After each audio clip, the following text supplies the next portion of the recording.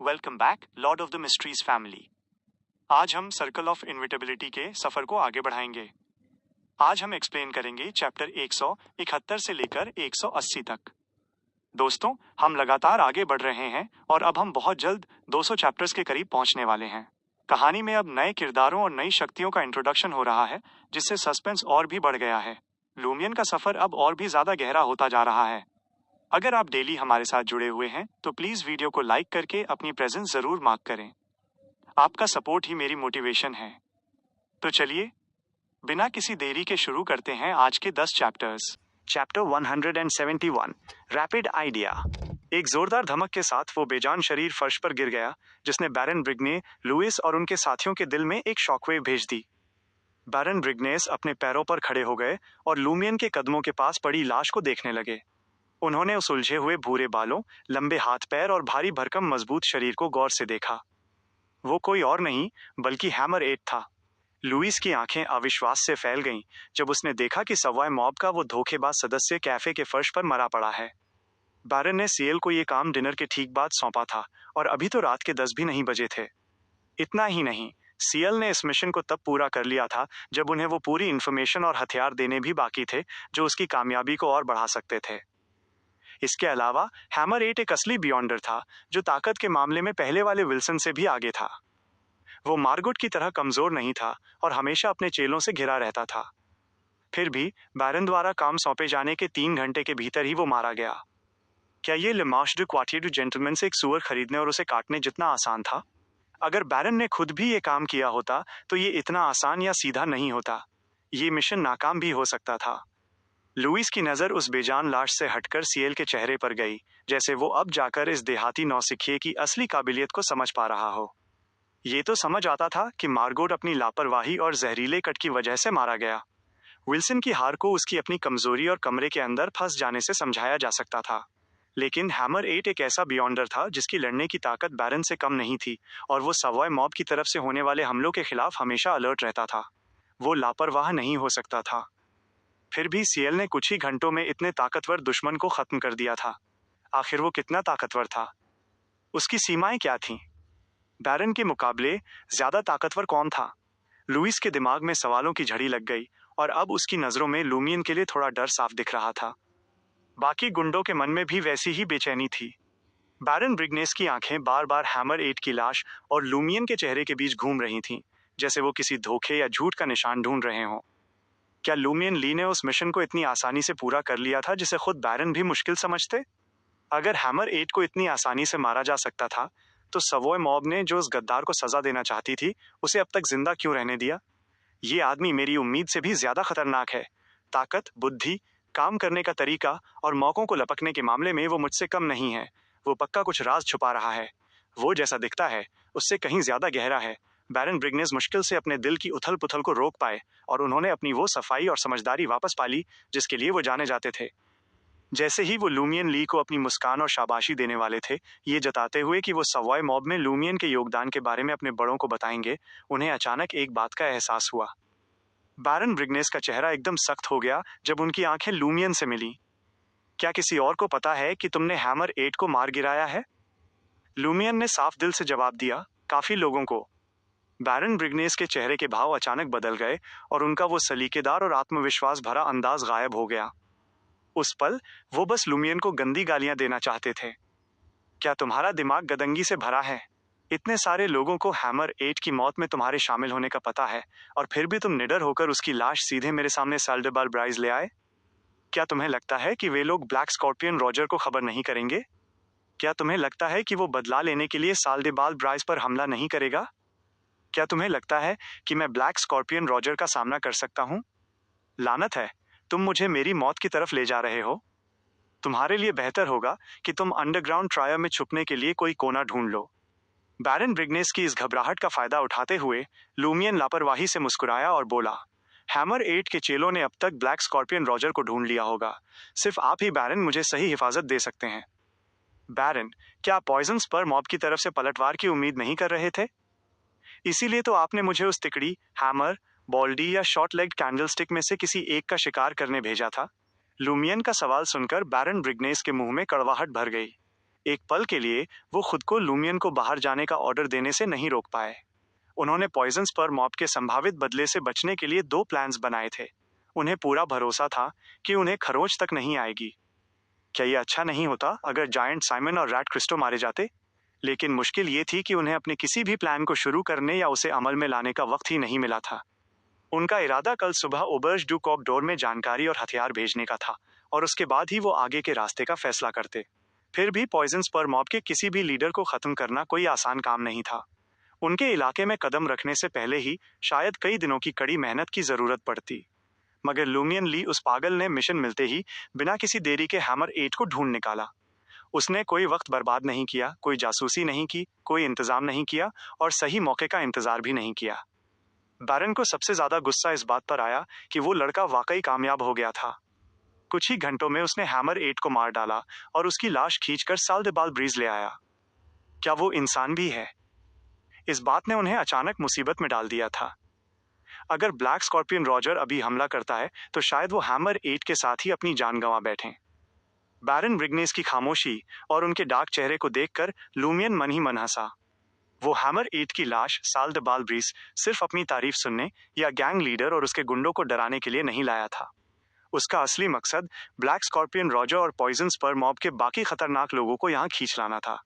अगर बैरन ब्रिग्नेस हार जाते तो एक नया मौका पैदा होता। एक मजबूत ताकत वाले रिप्लेसमेंट की जरूरत पड़ती। जब सही वक्त आता तो सीएल जो लड़ सकता था, योगदान दे सकता था और रेड बूट्स के प्रेमी की मदद कर चुका था, वो सबसे पसंदीदा उम्मीदवार होता। लूमियन को इस बात की कोई चिंता नहीं थी कि ब्लैक स्कॉर्पियन रॉजर उसे मार डालेगा। मिस्टर के की उंगली उसकी जेब में थी। मिस्टर के को शायद बुरा नहीं लगेगा अगर मैं उस उंगली का दोबारा इस्तेमाल करूं। आखिर मैं ये उनके मिशन को पूरा करने के लिए ही तो कर रहा हूं। लूमियन ने लापरवाही से सोचा। वैसे भी सुजाना मत्तीसे की तरफ से खतरा इतनी जल्दी नहीं आने वाला था। वो बाद में किसी दूसरे तरीके का इंतजाम कर सकता था। शायद मिस्टर के उसे एक और उंगली इनाम में दे दें जब वो देखेंगे कि लूमियन ने कितनी जल्दी और मजबूती से मिशन पूरा किया है। बैरन ब्रिग्नेस के चेहरे के भाव कई बार बदले। उन्होंने अचानक अपनी कुर्सी पीछे ढकेली और कैफे के बाहर काउंटर के पास बने लोहे के एक मैकेनिकल सेफ की तरफ भागे। उन्होंने नॉब घुमाया और पासवर्ड डाला। लूमियन हैरानी से अपनी भौहें उठाकर ये सब देखता रहा। बैरन ब्रिग्नेस आखिर क्या निकालने वाले थे? क्या वो कैश लेकर भागने का सोच रहे थे, या क्या उनके पास कोई सील्ड आर्टिफैक्ट्स थे जिन्हें वो अपने साथ रखने से डरते थे क्योंकि उनके खतरनाक नेगेटिव इफेक्ट्स थे और इसीलिए उन्हें सेफ में छुपा रखा था? जल्द ही बैरन ब्रिग्नेस ने सेफ खोला और डेटोनेटर्स के 2 बंडल निकाले जो अक्सर खदानों में इस्तेमाल होते हैं। ब्लैक स्कॉर्पियन रॉजर को उड़ाने के लिए जाल बिछाना ये काफी मुश्किल काम था। वो एक हेरेटिक स्पेल मास्टर है। लूमियन ने कुछ नहीं पूछा और बैरन ब्रिग्नेस को एवेन्यू ड्यू मार्श की दीवार वाली 2 कांच की खिड़कियों की तरफ जाते हुए देखा। सवाई मॉब के लीडर ने डेटोनेटर्स के बंडल खिड़की की सिल पर रखे और फिर एक माचिस जलाई। उसके बाद उन्होंने एक बंडल में आग लगाई और धुंधली रोशनी वाले एवेन्यू डू मार्श की तरफ देखा। अपना हाथ उठाते हुए उन्होंने वो विस्फोटक सड़क के बीचों बीच फेंक दिए। लुइस और बाकी गुंडे हक्के बक्के खड़े रहे। उन्हें बैरन का इरादा समझ नहीं आया। लूमियन का दिमाग तेजी से चला और वो तुरंत प्लान समझ गया। वो मन ही मन तारीफ किए बिना नहीं रह सका। बहुत ही चालाक। बूम! डेटोनेटर्स का वो बंडल एवेन्यू डू मार्श के बीच में फटा, जिससे आसपास की खिड़कियों के कांच थरथरा उठे। सड़क के किनारे चल रहे कुछ पैदल यात्री डर गए और जमीन पर गिर पड़े। उन्हें मामूली चोटें आईं। कुछ चिल्लाए, अपने कान बंद किए और घबराकर पास की जगहों में छुपने लगे। बैरन ब्रिग्नेस ने गौर से देखा, डेटोनेटर्स का दूसरा बंडल जलाया और उसे सुनसान सड़क पर फेंक दिया। लोगों को मारना उनके लिए बाद में मुसीबत बन सकता था। वो पुलिस या अफसरों का फालतू ध्यान अपनी तरफ नहीं खींचना चाहते थे। बूम! धमाके की गूंज एक बार फिर सुनाई दी। एवेन्यू डू मार्श पर मौजूद पुलिस हेडक्वार्टर्स, इटर्नल ब्लेजिंग सन कैथीड्रल और God of steam and machinery cathedral ने किसी हद तक इस पर एक्शन लिया। साल्देबाल ब्रीज और पास की इमारतों में रहने वाले लोग सहम गए, लेकिन उनकी बाहर निकलने की हिम्मत नहीं हुई। बैरन ब्रिग्नेस ने तालियां बजाईं और वापस लकड़ी की मेज पर आ गए। उन्होंने एक कुर्सी खींची और बैठ गए। अपने पुराने अंदाज में लौटते हुए वो लूमियन को देखकर मुस्कुराए। अब सब ठीक है। ये धमाका पक्का पुलिस और पादरियों को परेशान कर देगा। कुछ लोग इसकी वजह की जांच करने जरूर आएंगे। इस बात की पूरी संभावना थी कि उनमें ऑफिशियल बियॉन्डर्स भी शामिल होंगे। सवोई मॉब के साथ अच्छे रिश्ते रखने वाले ऑफिसर्स भी पूछताछ करने आएंगे। ऐसे हालात में ब्लैक स्कॉर्पियन रॉजर हमला करने की हिम्मत कैसे करेगा? वे ये खतरा मोल नहीं ले सकते थे कि धमाके की वजह से ऑफिशियल बियॉन्डर्स वहां ना आए। आखिर अगर उनकी ये बात गलत साबित होती तो वे बर्बाद हो जाते। लूमियन ने उम्मीद नहीं की थी कि बैरन ब्रिगनेस इतनी जल्दी ब्लैक स्कॉर्पियन रॉजर के हमले से बचने का कोई रास्ता निकाल लेंगे, और उन्होंने ये काम सिर्फ पास में मौजूद चीजों का इस्तेमाल करके कर दिखाया था। इसने पल भर के लिए उसके प्लान को बिगाड़ दिया था। सवाई मॉब के दिमाग के तौर पर अपनी पहचान के मुताबिक बैरन ब्रिगनेस ने मुश्किल वक्त में मार्गो हैमर 8 और दूसरों के मुकाबले गजब की तेजी और सूझबूझ दिखाई थी। लूमियन ने तारीफ में अपनी जीप चटकाई और जमीन पर पड़ी हैमर की बेजान लाश की परवाह किए बिना बैरन ब्रिगनेस के सामने बैठ गया और मुस्कुराया। मैंने यहाँ पनाह मांगकर समझदारी का काम किया। बैरन ब्रिगनेस का दम घुटते घुटते बचा, जैसे थूक उनके गले में अटक गया हो। अगर उनमें असाधारण बुद्धि न होती तो वो शायद किसी जाल में फंस जाते और उनका अंजाम बहुत बुरा होता। बैरन ब्रिगनेस ने धीरे से सांस छोड़ी, उस शांत लाश की तरफ देखा और लुइस और बाकी लोगों से कहा, इसे किसी प्राइवेट रूम में ले जाओ और अच्छी तरह छुपा दो। पुलिस और अफसर शायद जल्दी ही यहाँ दस्तक देंगे। बॉडी को छुपाने के बाद बैरन ब्रिगन्स ने लापरवाही से ल्यूमियन से बात की। उसकी जिज्ञासा काफी बढ़ गई थी। मुझे कहना पड़ेगा, मैं काफी इम्प्रेस हूँ। तुमने हैमर एट को खत्म कैसे किया? ल्यूमियन ने कुछ नहीं छुपाया और सब कुछ बता दिया। उसने एक खाली मेटल का डिब्बा निकाला और उसे अपने सामने टेबल पर रख दिया। ये क्या है? बैरन ब्रिगन्स ने कुछ पलों के लिए इसे ध्यान से देखा। याद है जब मैं आज पहले अंडरग्राउंड गया था?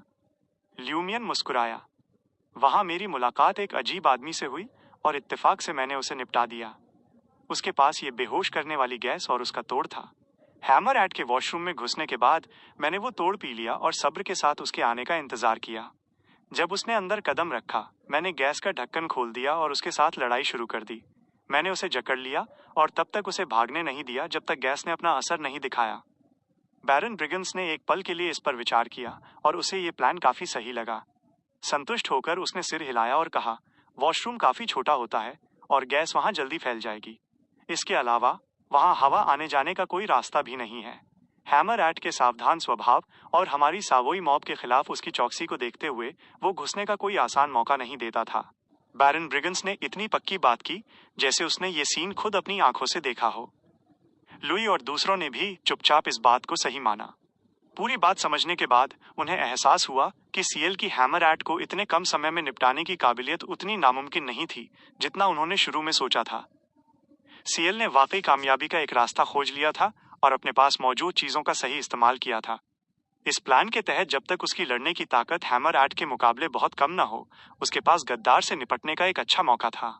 जाहिर है, कामयाबी हासिल करने के लिए ताकत, थोड़ी किस्मत, हिम्मत और जानकारी जुटाने की समझ की जरूरत थी। सीएल का खौफ सच था, फिर भी ये उतना डरावना नहीं था जितना उन्होंने सोचा था। बैरन ब्रिगन्स ने आगे ल्यूमियन की अक्लमंदी की तारीफ की, हालांकि वो इस बात से थोड़ा नाराज था कि उसने काम पूरा करने के बाद हैमर एट की लाश को साले दे बाल ब्रिज तक पहुंचाया। ये लगभग उस पर मुसीबत ले आया था। फिर भी बैरन ब्रिगन्स का उसे डांटने का कोई इरादा नहीं था। सोचने पर उसे एहसास हुआ कि गलती असल में उसकी खुद की थी। ऐसा लगता है कि मुझे आदत से मजबूर होकर जरूरत से ज्यादा कॉन्फिडेंस और अक्ल दिखाने की आदत है। जैसे कि कोई भी चीज मुझे परेशान नहीं कर सकती।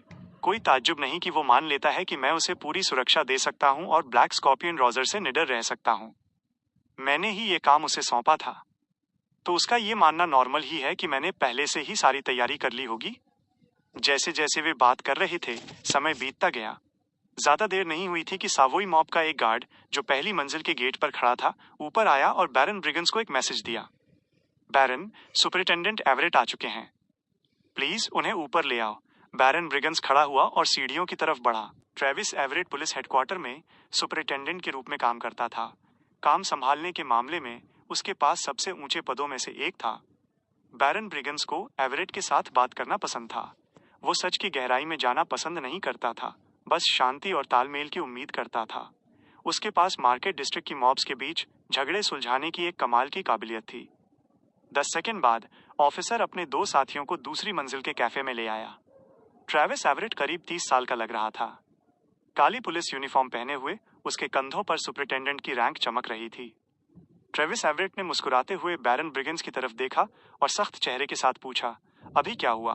प्लीज मुझे ये मत कहना कि साले दे बाल ब्रीज के गेट पर कोई धमाका हुआ है और तुम्हें अंदाजा भी नहीं कि ये किसने किया। मिस्टर सुपरिटेंडेंट, प्लीज बैठिए। बैरन ब्रिगंस ने ट्रैविस एवरेट को एक लकड़ी की मेज की तरफ इशारा किया और खुद उसके लिए कुर्सी खींची। ल्यूमियन ने खुद को लुई और दूसरों के साथ गुंडों में से एक के रूप में छुपा लिया था और बैरन ब्रिगंस के पीछे खड़ा हो गया ताकि पुलिस वालों के साथ आमना सामना न हो और उसे एक भगोड़े अपराधी के रूप में पहचान न लिया जाए। बैरन ब्रिगंस ने अपना पाइप उठाया और अपने सामने बैठे ट्रैविस एवरेट को देखा। एक गंभीर चेहरे के साथ वो बोला, हैमर एट मर चुका है। मुझे चिंता थी कि ब्लैक स्कॉर्पियन रॉजर पागलपन में आ जाएगा, इसलिए मैंने धमाका किया और सबका ध्यान खींचा। निश्चिंत रहिए मिस्टर सुपरिटेंडेंट, मैंने धमाके की जगह बहुत सावधानी से चुनी थी। मैंने किसी को नुकसान नहीं पहुंचाया।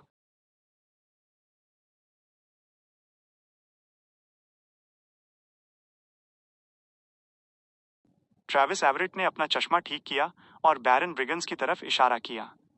क्या तुम सब इतनी मुसीबत खड़ी करना बंद कर सकते हो? चुनाव अगले हफ्ते होने वाले हैं। क्या तुम चाहते हो कि हम अपने बड़े अफसरों के सामने शर्मिंदा हों? मुझे तुम्हारे इरादों की परवाह नहीं है, न ही मैं तुम्हारी वजह जानना चाहता हूँ। मेरी बस एक ही इच्छा है, एक शांत मार्केट डिस्ट्रिक्ट।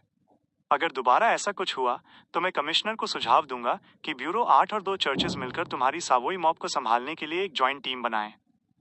बैरन ब्रिगंस ने एक मुस्कुराहट के साथ जवाब दिया, मिस्टर सुपरिटेंडेंट, डरिए मत। अगले 2 हफ्तों के लिए हम कानून का पालन करेंगे। मुझे तो बस पॉइजन्स पर मॉब की फिक्र है। सुपरिटेंडेंट अपनी सीट से उठा और अपने हाथ फैलाए। प्रेज द सन। बैरन ब्रिगंस भी खड़ा हो गया, वही बात दोहराते हुए। जैसे ही ट्रेविस एवरेट और उसके साथी सीढ़ियों से नीचे उतरे, ल्यूमियन धीरे से खुद से बड़बड़ाया, क्या पावर वाली जगहों पर बैठे लोग हमेशा पुराने महान लोगों की बातें दोहराना पसंद करते हैं? हम नीचे तबके के लोग अलग हैं। हम जरूरत पड़ने पर गाली देते हैं और सीधी भाषा इस्तेमाल करते हैं। आधे घंटे बाद बैरन ब्रिगंस ल्यूमियन की तरफ मुड़ा और बोला, ब्लैक स्कॉर्पियन रॉजर और दूसरों पर अब नजर रखी जा रही है। फिलहाल कोई खतरा नहीं है। तुम अब आराम करने के लिए वापस जा सकते हो। कल सुबह 10:30 बजे यहाँ आना। मैं तुम्हें बॉस से मिलवाने ले जाऊंगा। बिल्कुल, ल्यूमियन ने मुस्कुराकर जवाब दिया। शुक्रिया, बैरन। फिर उसने पूछा, नियमों के मुताबिक, चूंकि मैंने ही हैमर एट को मारा है, उसका सारा सामान मेरा हुआ सही? ये सही है, बैरन ब्रिगंस ने मंजूरी दी। उसने लुई को इशारा किया कि वो गन, गोलियों वाला बैग और बाकी चीजें ले आए। ल्यूमियन ने सामान लिया और उस कमरे में गया जहां हैमर एट की लाश पड़ी थी। ये पक्का करते हुए कि कोई उसका पीछा नहीं कर रहा, वो नीचे बैठा और लाश की शर्ट के बटन खोले। वहां उसे एक सुनहरी लाल गेंद मिली जो सुबह के बादलों की तरह लग रही थी। ये एक प्यूजिलिस्ट बियॉन्ड द कैरेक्टरिस्टिक थी। ल्यूमियन ने खुशी खुशी उसे जेब में डाल लिया और हैमर एट की जेबें तलाशी। उसे काफी सारे पैसे और स्टील से बनी बॉक्सिंग ग्लव्स की एक जोड़ी भी मिली जिसमें कई नुकीले कांटे लगे थे। वापस जाते समय ल्यूमियन को महसूस हो रहा था कि कुछ आंखें उस पर टिकी हुई हैं। उसने अपनी स्पिरिट विजन चालू की, लेकिन उसे कुछ भी गलत नहीं मिला। धीरे धीरे वो एहसास गायब हो गया। ल्यूमियन अभी अपने कमरे तक पहुंचा ही था जब उसे कुछ महसूस हुआ। उसने अपना सिर घुमाया और पास की बालकनी की तरफ देखा। बाहर आओ, उसने एक ठंडी सांस के साथ कहा। Madam Jenna. Chapter 173, intelligence on the boss. अपने बालों को एक सिंपल बन में बांधे हुए शोई डीवा बालकनी के अंधेरे से बाहर निकली। उसकी आंखों पर गहरे शैडोज लगे थे और उसकी नाक पर एक तिल करीने से सजा था। अपनी आवाज में साफ झलकती क्यूरियोसिटी के साथ उसने पूछा, तुमने मुझे कैसे ढूंढा? तुम्हें कैसे पता चला कि वो मैं थी? एक अससिन होने के नाते उसने अपनी मौजूदगी को छुपाने के लिए अंधेरे और परछाइयों का इस्तेमाल करने की कला में महारत हासिल कर ली थी। अब तक उसकी पिछली मुलाकातों में किसी ने भी उसे डिटेक्ट नहीं किया था, जिससे ये पहली बार था कि उसे पकड़ लिया गया था। लूमियन इसके जवाब में हल्के से हंसा। अगली बार जब तुम किसी को असैसिनेट करने का प्लान बनाओ तो याद रखना कि परफ्यूम न लगाओ। जेना को ये याद दिलाने के बाद उसने मजाक में रूम 207 के दरवाजे की ओर इशारा किया और कहा, मुझे लगा था कि तुम खुद कमरे में दाखिल हो जाओगी, लेकिन इसके बजाय तुम बालकनी पर इतनी शालीनता से इंतजार करती रही। ये तुम्हारे जैसा नहीं है। ढद तेरे की, मैं हमेशा से शालीन रही हूँ। जेना ने पलटकर जवाब दिया। उस इल्जाम पर उसे थोड़ा गुस्सा महसूस हुआ। थोड़े पॉज के बाद वो बड़बड़ाई, तुम ठंडे, भयानक, चालाक और धोखेबाज हो सकता है तुमने कमरे में कोई जाल बिछाया हो, किसी के उसमें फंसने का इंतजार कर रहे हो।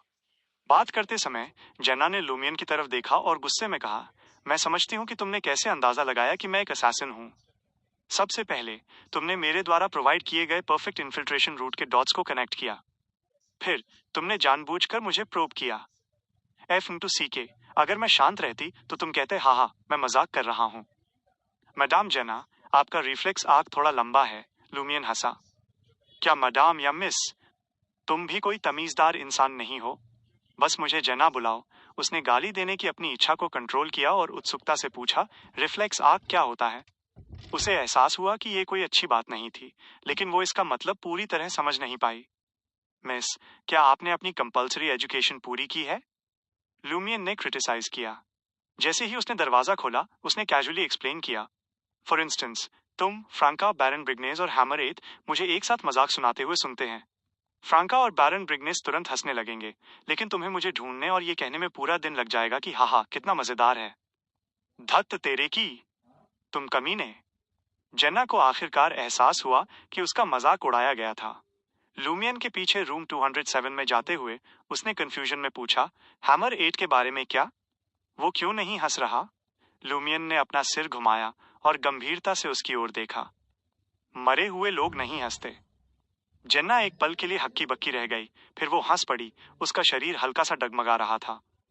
तुम, हाँ हाँ, तुम्हारे पास वाकई सेंस ऑफ ह्यूमर है, उसने अपनी हंसी के बीच रुक रुक कर कहा।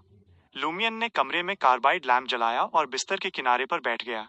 उसने पूछा, तुम्हें ऑबर्ज डू कॉकडोर में क्या लेकर आया है? मैं अपनी बंदूक लेने आई हूँ। जेना ने अपने पीछे दरवाजा बंद किया और एक पुरानी घिसी हुई आर्मचेयर को घसीट कर लाई।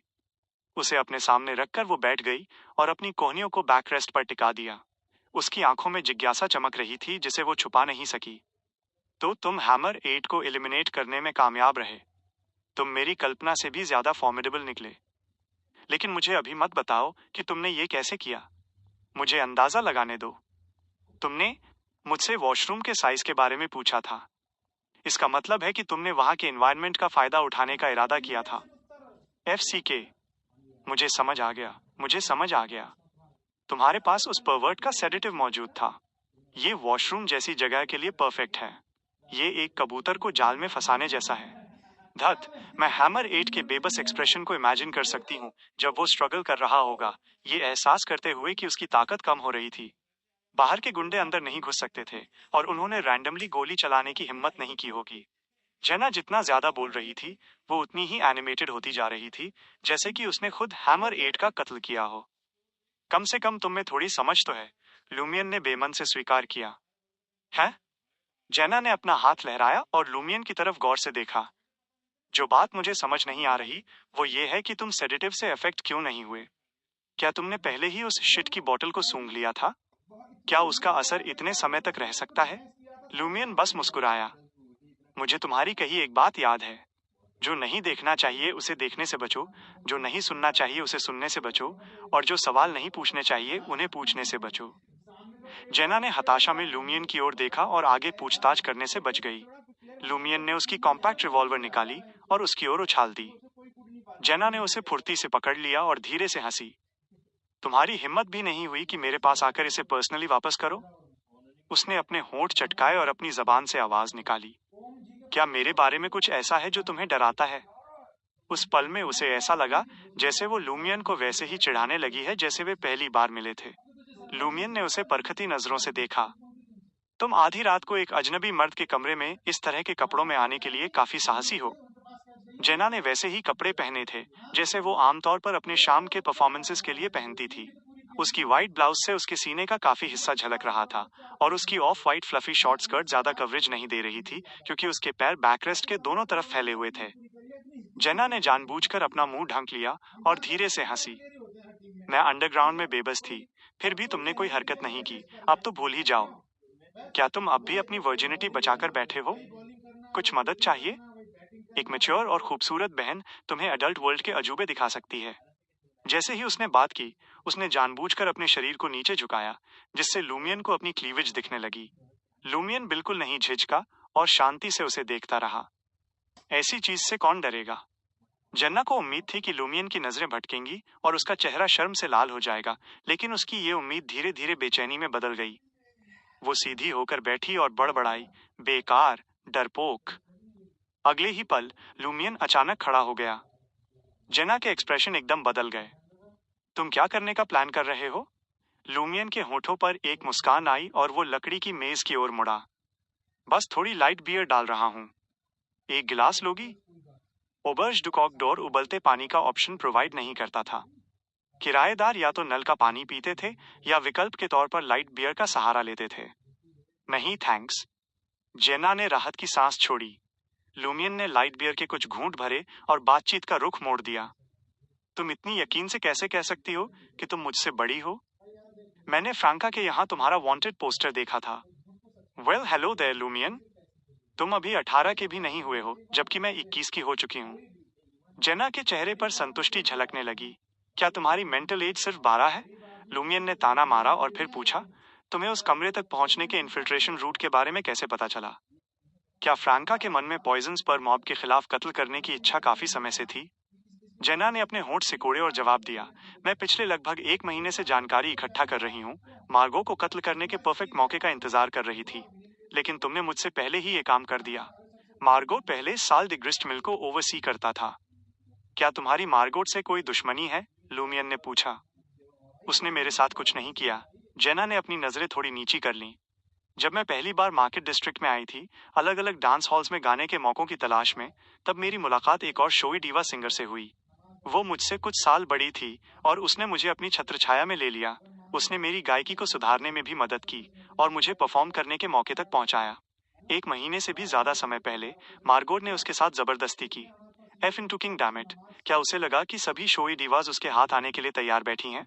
बाद में उसने मार्केट डिस्ट्रिक्ट छोड़ दिया। मैंने बाद में सुना कि उसे एक पागल खाने में भर्ती कराया गया था। तभी मैंने फ्रैंका से बियॉन्ड द पावर्स हासिल करने और उसकी मदद करने की गुजारिश की। लूमियन फिर से बोलने से पहले कुछ पलों के लिए खामोश हो गया। देखो, इंसान को हिचकिचाना नहीं चाहिए। जब मैंने उस सुबह मार्गोट को मारने का फैसला किया, तो मैंने उसी रात उस काम को अंजाम दे दिया। जना को खुद पर गुस्सा भी आया और मजा भी। हर किसी का अपना स्टाइल होता है। लूमियन ने विषय बदल दिया। कल सुबह बैरन ब्रिग्नेस मुझे बॉस से मिलवाने ले जाएगा। क्या तुम्हें कोई अंदाजा है कि वो किस तरह का इंसान है? जेना ने जवाब देने से पहले एक पल के लिए सोचा। मैं उससे कभी पर्सनली नहीं मिली, लेकिन मैंने फ्रांका को कुछ चीजों का जिक्र करते सुना है। वह क्वार्टियर डिला कैथीड्रल कमेमोरेटिव में रहता है। वो थोड़ा परवर्ट है और उसे औरतों का शौक है, लेकिन वह विकृत नहीं है। उसके शौक काफी एफ इनटुकिंग नॉर्मल हैं और उसकी हर एक पार्टनर फ्रांका की पसंद से मेल खाती है। वह पेशे से एक मर्चेंट है। स्टीम लोकोमोटिव स्टेशन के पास उसका एक डिपो है और पास के रिस्ट डॉक्स में उसके काफी शेयर्स हैं। वो एक फ्रेट कंपनी और एक कंस्ट्रक्शन फर्म भी चलाता है, जिससे कई सावोयार्ड्स को रोजगार मिलता है। तुम्हें शायद ये न पता हो, लेकिन जब पॉइजन स्पर मॉब ने पहली बार पावर हासिल की थी, तब उनका सवॉय मॉब के साथ एक बड़ा कॉन्फ्लिक्ट हुआ था। डिपो के सभी मजदूर और डॉक्स के मजदूर सड़कों पर उतर आए थे। ये एक प्रोटेस्ट जैसा था। काफी संख्या में लोग। अगर उनके पास हथियार होते, तो वे एक फौज बना सकते थे। लूमियन ने जेना को अपनी बात जारी रखने का इशारा किया। जेना ने अपना कॉलर थोड़ा ऊपर खींचा। फ्रांका ने बताया कि वो काफी मिलनसार है, यहाँ तक कि आम मजदूरों के साथ भी। उसके दिखावे के झांसे में मत आना। उसका मकसद दूसरों को उसके आसपास लापरवाह बनाना है। वो चालाक और बहुत बुद्धिमान है। उसे दूसरों के साथ दिमाग के खेल खेलना पसंद है। उसे उकसाना मत, वरना फ्रैंका तुम्हारी रक्षा नहीं कर पाएगी। उसके पास काफी ताकत है। ऐसा लगता है कि वो आग को कंट्रोल करने में माहिर है और उसके पास कुछ मिस्टिकल आर्टिफैक्ट्स हैं। आग को कंट्रोल करने में माहिर? हंटर पाथवे का एक सीक्वेंस 7 पायरोमेनियक? नहीं, फ्रैंका ने जिक्र किया था कि वो अविश्वसनीय रूप से शक्तिशाली है और फ्रैंका शायद डिमोनस पाथवे की सीक्वेंस 7 विच है। अगर उसने ऐसा असेस किया है, तो संभावना है कि सवाई मॉब का बॉस सीक्वेंस 7 से भी ज्यादा कुछ है। पॉइजन स्पर मॉब के ब्लैक स्कॉर्पियन रॉजर एक बॉस हैं, जिनके पास सीक्वेंस 7 के बराबर का वरदान है। एक हेरेटिक स्पेल मास्टर शायद एक विच को न हरा पाए। फ्रैंका खुद भी एक मॉब बॉस बन सकती थी, फिर भी वो स्वेच्छा से इस इंसान की मिस्ट्रेस बन गई। क्या उसके पीछे उसके कुछ छिपे हुए मकसद हैं, या क्या उसकी ताकत और बैकग्राउंड सच में फ्रैंका से कहीं ज्यादा है? लूमियन के विचार तेजी से दौड़ रहे थे जब उसने सिचुएशन को एनालाइज किया। जेना खड़ी हो गई। बेहतर होगा कि तुम कल एक मर्द की तरह कपड़े पहनो। बैरन ब्रिग्नेस की तरह मत बनना। बॉस को आक्रामक सबॉर्डिनेट्स पसंद हैं, जो वुल्फ डॉग्स की तरह दिखें। क्या ऐसा है? लूमियन मुस्कुराया। मुझे डर है कि मैं जरूरत से ज्यादा आक्रामक दिखूंगा। जेना ने अपनी आंखें घुमाई। ये सही है। तुमने मेरी जान बचाई, फिर भी कई बार मेरा मन करता है कि तुम्हें एक थप्पड़ लगाऊं। एनीवे, ज्यादा दूर मत जाना। उसने अपना होल्स्टर वापस अपनी पिंडली पर बांधा और जम्हाई लेते हुए दरवाजे की ओर बढ़ गई। मैं अब वापस जा रही हूँ साय, मैं फिलहाल साल्डी ग्रिस्ट मिल में परफॉर्म नहीं कर पाऊंगी। तुम अभी भी इतने घटिया कमरे में क्यों रहते हो? हालांकि उसकी खुद की रहने की जगह भी बहुत अच्छी नहीं थी, फिर भी वे ओबर्ज ड्यू कोकडोर से कहीं बेहतर थीं। लूमियन एक बार फिर मुस्कुराया। ये मेरा इलाका है? जेना ने आगे कुछ नहीं कहा। वो धुंधली रोशनी वाले कॉरिडोर में दाखिल हुई और नजरों से ओझल हो गई। लूमियन फ्रेश हुआ और बिस्तर पर लेट गया। अगले दिन सवॉय मॉब के बॉस से मिलने के ख्यालों ने उसे धीरे धीरे नींद की आगोश में सुला दिया। Chapter 174 reward. अगले दिन सुबह 10:30 बजे बैरन ब्रिग्नेज ने साल डे बाल ब्रीज की सेकंड फ्लोर पर लूमियन के साथ मुलाकात की। लूमियन ने उस दिन के लिए सिंपल कपड़े चुने थे। उसने एक लिनन शर्ट, एक ब्लैक वेस्ट कोट और ब्राउन ट्राउजर्स पहने थे। उसकी कफ्स कोहनियों तक मुड़ी हुई थीं और उसने चौड़े घेरे वाली एक ब्राउन हैट पहनी थी। ये पूरा पहनावा उसे काफी कैजुअल और लगभग गंवार जैसा लुक दे रहा था। बैरन ब्रिग्नेज ने कुछ पलों के लिए उसे देखा, लेकिन कोई कमेंट नहीं किया। इसके बजाय उसने बस लूमियन को याद दिलाया, जब हम बॉस से मिलें तो बेहतर होगा कि तुम कम से कम बात करो। समझ गया, लूमियन ने अपनी चौड़ी हैट को झुकते हुए जवाब दिया। लूमियन को साथ लेकर बैरन ब्रिग्नेज, लुइस और दूसरों को अपने साथ नहीं ले गया। वो लूमियन को नीचे ले गया और उसे एंट्रेंस पर खड़ी 4 सीटों वाली एक कैरिज की ओर ले गया। आधे घंटे के भीतर carriage Quartier de la cathedral commemorative से गुजरी और एक तुलनात्मक रूप से शांत सड़क पर रुक गई। इस इलाके की जमीन अपने आसपास की तुलना में ऊंची थी। मुख्य रूप से व्हाइट, बेज और ग्रेश ब्लू रंग के विला वहां के दृश्य को सजा रहे थे। हर एक विला में सामने एक लॉन और पीछे एक बगीचा था, जो लोहे की कंटीली बाड़ से घिरा हुआ था। लूमियन की नजर ने सड़क के संकेतों को स्कैन किया, जिससे रू डे फॉन्टेन्स नाम का पता चला। बैरन ब्रिग्नेस के पीछे चलते हुए लूमियन 11 रू डे फॉन्टेन्स पर पहुंचा और देखा कि बैरन ने गेट वाले एंट्रेंस के पास लटकी हुई रस्सी को खींचा। जल्द ही सदर्न कॉन्टिनेंट मूल का एक वैले वहां आया और उसने लोहे के गेट खोले। मिस्टर मार्टिन अपने स्टडी रूम में आपका इंतजार कर रहे हैं, काले रंग के वेलेट ने अहंकार भरे लहजे में कहा। बैरन ब्रिग्नेज और लूमियन के जवाब का इंतजार किए बिना वैले पीछे मुड़ा और एक सीमेंट के रास्ते पर चल पड़ा, जिसके दोनों तरफ 3 गाड़ियों के लिए पर्याप्त बड़े हरे लॉन्स थे। लॉन्स को पार करने के बाद लूमियन और बैरन ब्रिग्नेज ग्रेश व्हाइट रंग के 3 मंजिला विला तक पहुंचे। विला का दरवाजा खुला, जिसमें ब्लैक सूट और डार्क बो टाई पहने हुए एक आदमी खड़ा था, जो कि एक टिपिकल बटलर की पोशाक थी। बैरन ब्रिग्नेज ने अपने कदम बढ़ाए और मुस्कुराहट के साथ उस आदमी का स्वागत किया। Good morning Faustino. Good morning ब्रिग्ने। फास्टिनो, जो कि 50 के दशक का एक आदमी था, उसने मुस्कुराहट के साथ जवाब दिया। बैरन ब्रिग्नेज ने लूमियन का परिचय कराते हुए कहा, यह मिस्टर मार्टिन के बटलर मिस्टर फास्टिनो हैं। लूमियन ने फास्टिनो का सम्मानजनक तरीके से स्वागत किया। फास्टिनो ने सिर हिलाया और बिना कुछ कहे उन्हें एक गलियारे से ले गया, जो एक शानदार क्रिस्टल शैंडलियर से सजा था और नाचने वाले फ्लोर जैसा लग रहा था। वो उन्हें एक कमरे में ले गया जो किताबों की अलमारियों से भरा था। रास्ते में लूमियन ने अपने आसपास का मुआयना किया और दीवारों पर सजे कई तेल चित्रों और हथियारों के संग्रह को देखा, जिसमें single handed swords, broad swords, hammers, spears और छोटी धनुष शामिल थीं। वो आधा ऊंचा वुडन प्लेटफॉर्म, जिस पर शायद वेजेस और मूर्तियां होनी चाहिए थीं, वहां इसके बजाय सिल्वर व्हाइट रंग के सूट्स ऑफ आर्मर और दूसरे सामान रखे थे। ठंडे हथियारों का एक शौकीन, लूमियन ने सोचा और स्टडी रूम में घुसने से पहले अपनी नजरें हटा लीं। खिड़कियों के पास मेज के पीछे एक आदमी खड़ा था, जिसकी लंबाई लगभग 1.8 मीटर्स थी। उसके बाल इंटिस में पाए जाने वाले टिपिकल काले रंग के थे, जिनमें उसकी टेम्पल्स के पास कुछ चांदी जैसे सफेद बाल थे। वो अपनी शुरुआती 40 की उम्र का लग रहा था। उसके चेहरे के फीचर्स काफी मजबूत थे और उसकी हल्की लाल आंखें उसकी भूरी आंखों के साथ कॉन्ट्रास्ट पैदा कर रही थीं। उस आदमी के गाल भरे हुए थे, जो उसके तीखे नैन नक्श के साथ मेल नहीं खा रहे थे। उसके चेहरे पर झुर्रियां बिल्कुल नहीं थीं और वो काफी मिलनसार स्वभाव का लग रहा था। वो एक ऐसे बिजनेसमैन जैसा लग रहा था, जो एक शब्द बोलने से पहले ही आसानी से मुस्कुराहट बिखेर देता हो। उस वक्त उसने सफेद शर्ट और एक फॉर्मल ब्लैक सूट पहना था, जिसमें कोई बोटाई या नेकटाई नहीं थी। Good morning mister Martin. Baron ब्रिग्नेस के भाव सम्मानजनक हो गए। लूमियन के स्वागत के बाद गार्डनर मार्टिन मुस्कुराया और एक आह भरी। इतने जवान हो, है ना? मुझे अब एम्परर रोजेल के शब्द समझ आने लगे हैं। महापुरुष जब जवान होते हैं तो अक्सर दूसरों से अलग व्यवहार दिखाते हैं। क्या मैं तुम्हें लूमियन कहकर बुलाऊं या सीएल? सीएल, लूमियन ने सम्मान के साथ जवाब दिया। जैसे ही गार्डनर मार्टिन खिड़कियों से दूर टहलने लगा, उसने गर्मजोशी से तारीफ की। सिर्फ एक हफ्ते में तुमने 2 सीक्वेंस 8 बियॉन्डर्स को मार दिया और एक सीक्वेंस 9 को बुरी तरह घायल कर दिया। मैं तुम्हारी उम्र में ऐसा कुछ हासिल नहीं कर सकता था। तुम्हारा सीक्वेंस क्या है? सीक्वेंस 8, प्रोवोकर, लूमियन ने साफ साफ जवाब दिया। गार्डनर मार्टिन ने लूमियन की स्पष्टता पर काफी संतुष्टि जताई। उसने सिर हिलाया और कहा, मैंने जो पहले कहा था वो पूरी तरह सही नहीं था। जब मैं सीक्वेंस 8 था, तब मैं वो नहीं कर सकता था जो तुमने किया। बहुत बढ़िया। हमारी सवोय मॉब को तुम्हारे जैसे होनहार लड़के की जरूरत है। लूमियन के जवाब का इंतजार किए बिना उसने पूछा, क्या तुम्हें हैमर 8 के पास कुछ भी काम का मिला? ये इंसान law of beyond characteristics conservation के बारे में जानता है? लूमियन ने पल भर के लिए सोचा और कुछ नहीं छुपाया।